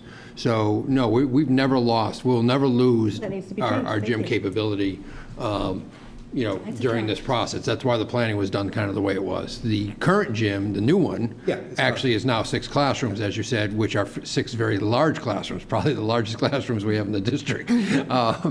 But, they will manage, obviously, 6 of the classes we needed to go from there, so. Well, that's a great, I just wanted, I happened to pick it up in the report, and I didn't have an be off answer, I by then, so. couldn't settle it down in my head, so. I'm glad you mentioned the Borough, though, because there have been some questions about, our parents who live near the Borough are walking past, and they're like, there's no way that's going to be ready, the inside or the outside. So I know, because we had our site visit, but that it will be ready. But can you give a little bit of what's going to happen over there in the next 30 days to make it so that there is outdoor space that will be able to be used, and that the So- building will be ready to go and safe for our Borough students? We're actually looking for a temporary CFO for the 17th of August, so we're only a few weeks away from getting that. The site contractors are obviously supposed to be cleaning up the remaining of the outside. We do have 3 field areas that we have, the main playground that's down front is still staying in place, but the fence gets to be moved a little bit further. The one on the right side will now be reactivated so we can get to access that, and we still have access to the back larger fields, so. It's safe access. Safe access. It's not through a construction zone. No. It's- The fencing gets moved so that they don't have as much access as they currently do. But we've given them full access for the summer and since we closed. So that gets restricted back down where we're basically into operating the schools with the outside space. And if I could make a suggestion, that once the furniture is back in the rooms, or is in the rooms, the new rooms in the gymnasium, we've been calling them temporary classrooms, but they have real walls, real ceilings, real like, They look- but Beautiful. They they're look just like, gorgeous. they look like a As brand we new classroom Yes. that's just going to be there for a period of But time. it's, so. it's hard for parents to, because we've been referring to them as the temporary classroom space in the gym, and I know one parent said to me that she was picturing cubicle space. No, I Which think- we know that's not, but maybe if, when they're ready to go, if we could get some pictures up on the website, or Sure. have your Borough PTO send them out so that there's a comfort level. We can put it on the website. Yeah, no, they're, even to the point where they will, the gym will have, the ventilation, air conditioning and all that will be up and running for Yeah. back to school. And the preschool's gonna be Preschool classrooms are basically almost complete at this point. All the finishings are in, the cabinets are in, the bathrooms are in, the, stuff. So, it doesn't look at it from the outside. This is always kind of the panic just before we get to the point of having to open, but everybody's on schedule, so we're moving forward. Any more discussion from committee members about the plan presentation?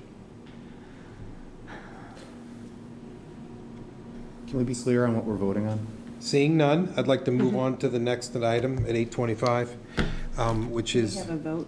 Yes, that's the vote. That's the vote, yes. So the school committee vote to approve the Foxborough Public Schools reopening plan for fall 2020. I would suggest that the motion would be something of the sort of the Foxborough School Committee, based on the required due date from the DESE of August 10th, vote to implement the hybrid model of education to the students of the Foxborough Public Schools, as recommended by our superintendent, and I might say by the 61 people on the steering committee. Just so everyone knows how many people are on that steering committee. 61 people spent a lot of time on this. So certainly recommended by you as the superintendent. That steering committee is behind us in making this recommendation. Can I just make one comment with, you're saying as recommended now, which is the presumption that some of these pieces may change Could insert at this time. at this time? At this, Yeah. Just also as a point of clarification, like, your working group, even within this document, has laid out actually the other scenarios as well. So I guess that's why I was not necessarily, I mean, I'm comfortable approving the steering committee's plan as presented, because it actually, at least to my reading, unless I'm misinterpreting it, it has a great deal of information about what things would look like in scenarios A, B, C, if that makes any sense. Or am I splitting hairs to an unproductive degree? Instead of the Foxborough School Committee voted the hybrid model in yesterday, and we actually voted a lot, I mean, like, if this is approved, like, this has a lot more in it than just that A, B, or right, C choice. but my you're understanding, and I choosing. understand what you're saying, but I just wanted to be in order clear. for them to start, order for the schools to start taking action, Right. they need to know which way Right. we would support first, because that's going to determine what happens tomorrow. It's my understanding. right, but that's why I tried to make this, maybe I said too many words there. I was trying to make the suggestion that the vote would be to implement the hybrid model of education. So we have to, maybe we're voting on two things. One is that we submit all of these plans to the state, because that's what we're required to do, that we Yes. approve of these three plans, and we would also, and then a second motion would be, and I don't know how this all works, the second motion then is that Recommend or. we recommend the hybrid approach. That way, because we have to submit all three to the state, so the first question is, do we approve of these to be submitted? And is the second one then, which one? And I think you're 100% right. I think you have to take both votes, because I believe we have to have the school committee's approval on the three plans that we're submitting. Yeah. Exactly. Right. Good point. Too. Brent, I could read your mind through the mask. Yes. I didn't even think of that. I didn't even think we'd have to have all three. Let No, I me mean, I ask, always thought that was my understanding, is that Right. our task here was, like, the district's task is to come up with some plans. Our task is to approve those plans, while at the same time empowering the district to begin with one and being flexible enough to move to others, so that we don't have to reconvene town hall when medical conditions on the ground change. Right, great point. Okay, so one motion is to approve the full report as submitted here. That's one motion, right? I would Full support report that. is submitted, yep, well said. And then a second motion would be to select a motion for one of the plans. Make sense? Is that makes sense. Is it, admin, you comfortable with that? Yeah, is that fine? Yeah, I guess we, Yes. makes some Thank sense. you. So do we have a motion to approve the report as submitted? I will move to report, sorry. I'm half asleep. Let me read. I'm not even close. I move to approve the Foxborough Public Schools reopening plan as presented at tonight's meeting. I second it. Thank you. Any further discussion? All in favor of that motion? 5-0. A second motion. I'll wade in again. I'll move to approve the superintendent's recommendation to use the hybrid, to begin our school year in the hybrid model. And I will second that. Second that motion. Any further discussion? All in favor? 5-0. Thank you. Thank you, everyone. Thank you for all your hard work. Thank you, principals, for all of your hard work, your leadership, your guidance. Thank you so much. And don't feel like you have to stay for the rest of the agenda. We're going to talk about you. Thank you for your patience with all the questions. I will say, Nice job just on the phone. all of the comments we received, I think we covered the bulk of the questions in the many comments we received in the inbox tonight. So I appreciate your patience with all the questions. Everyone, I did thank not know you. if it was going to be possible, but no, like you all covered it so much, and I was really very impressed at even just the initial shifts that you've taken, given feedback on the fly, and I mean, every change you've made has been very thoughtful as well, so I appreciate it. And thank you, members, for going deep on this and reading all the comments and listening to the public and being there to really make a sound and deeply thoughtful decision. It's very important, so thank you. And any comments that would have come in after 3 o'clock, that's the other piece too, that you wouldn't have had. That's right. So I think that's Correct. important. If somebody felt as though that they had sent something in, it was by the 3 o'clock mark. So I know that I saw a couple of quick ones, but If there are other comments that came in, I know I would like to see them. If they Absolutely. could be forwarded to the committee tomorrow, just, Janet will forward frame all of them to you. reference and I planned on that as getting well, too. back to people as well, so. And Chairman, if you don't mind me just saying very quickly, I really appreciate the fact that when I went into this, I really wanted to be able to say, okay, Foxborough has a robust education plan that's flexible, that can be versatile. And from just hearing the initial descriptions of what the potential plans are and seeing how they've changed to what we were presented with tonight, I feel very confident that you all are working very hard to do that, to try and be flexible and versatile to meet all of the potential needs and changes that are going to come down. So I'm going to say I really appreciate that as a parent, but also as a member of this committee. So thank you. Thank you. Thank you. That's well said. Yeah, absolutely. This next agenda item is to discuss the school calendar. Amy, do you want to? Sure. So on July 27th, thank you, principals. Thank you, principals. Jen. Thank you. Thank you. Thanks on the phone, everybody. Fine. Oh, come on. Haven't been able to say that in a long time. Wow. Bye. So after a number of collaborative discussions, bye, John, Tim, Andy, Bye, Kate, everybody. Beth. Thank you. Thank you all. So after discussions with the Massachusetts Teachers Association, the AFT, the Boston Teachers Union, the Department of Education Commissioner Jeff Riley announced that school districts will have an additional 10 days during the 2021 school year.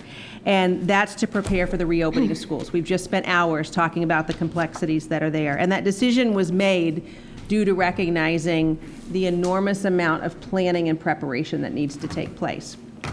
So that reduces student days from 180 to 170 for those 10 days. So then the question came for us, where we have 3 days in August, would we be able to use days later? We can't, to use the term, to bank the days for later.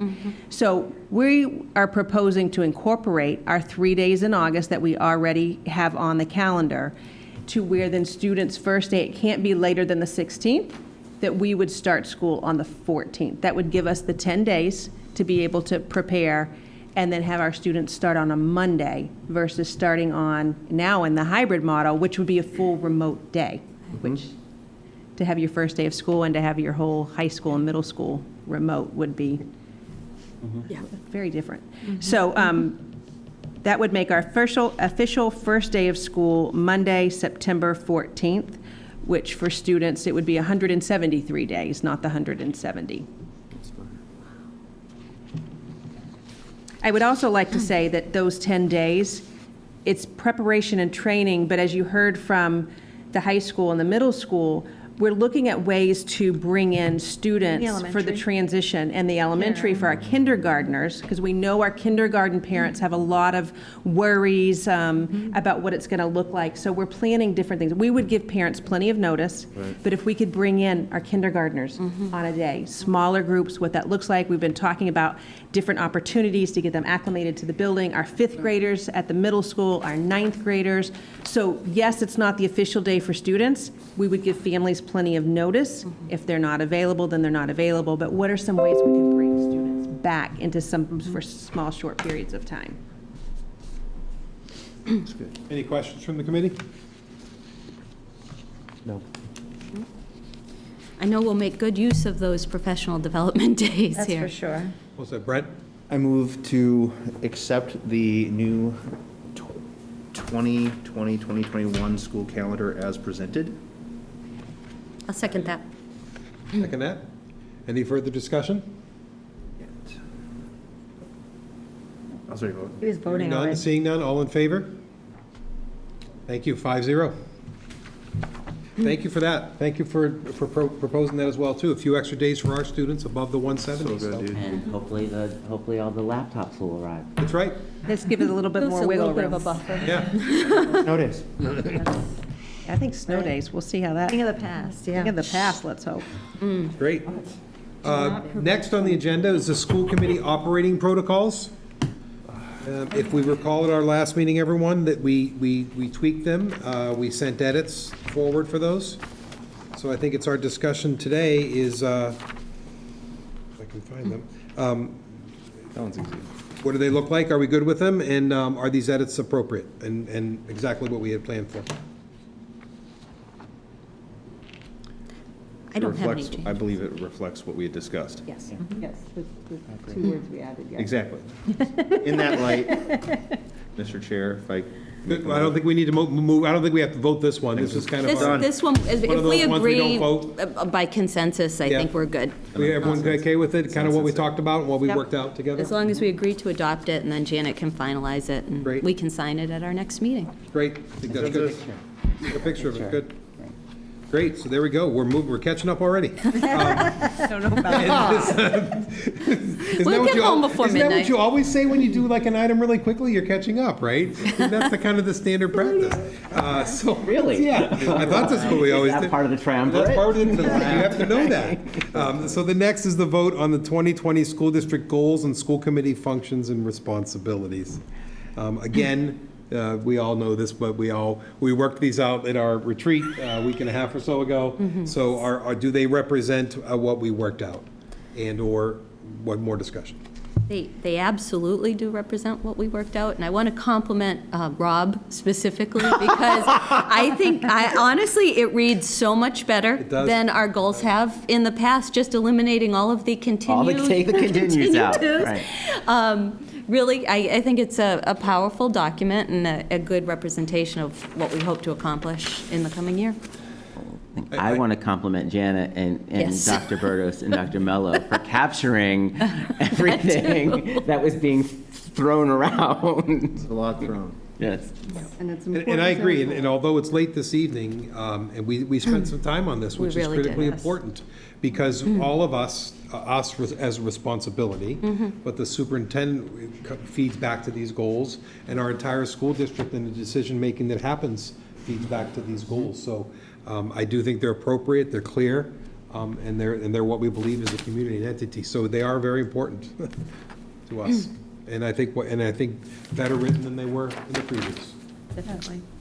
And I think it's also important to note that even in difficult times, you need to have goals, and you need to be able to say, we're planning for the future, we're not just in crisis mode. Right. Agreed. Correct, yeah, well said. This one we do need a vote on. We absolutely need to vote on this, so I was going to ask any further, okay, so a motion? I move to adopt the 2020-2021 goals as presented this evening. Hey, Michelle, you want to jump in on a second here? I'll Tina second. keeps grabbing them, but yeah, you can jump in a I'll second. keep my hands down. You didn't want to break your record for the day. Okay. Michelle Let Michelle seconds, in. thank you, thank you. Well, Any further discussion on the goals as submitted? Just thank you. Seeing none, hearing none, all in favor? Another 5-0. Look at that, 5-0, well done. We are at the 8:50 item of adjournment. So, I'd like to make a motion to adjourn, please. second, Second.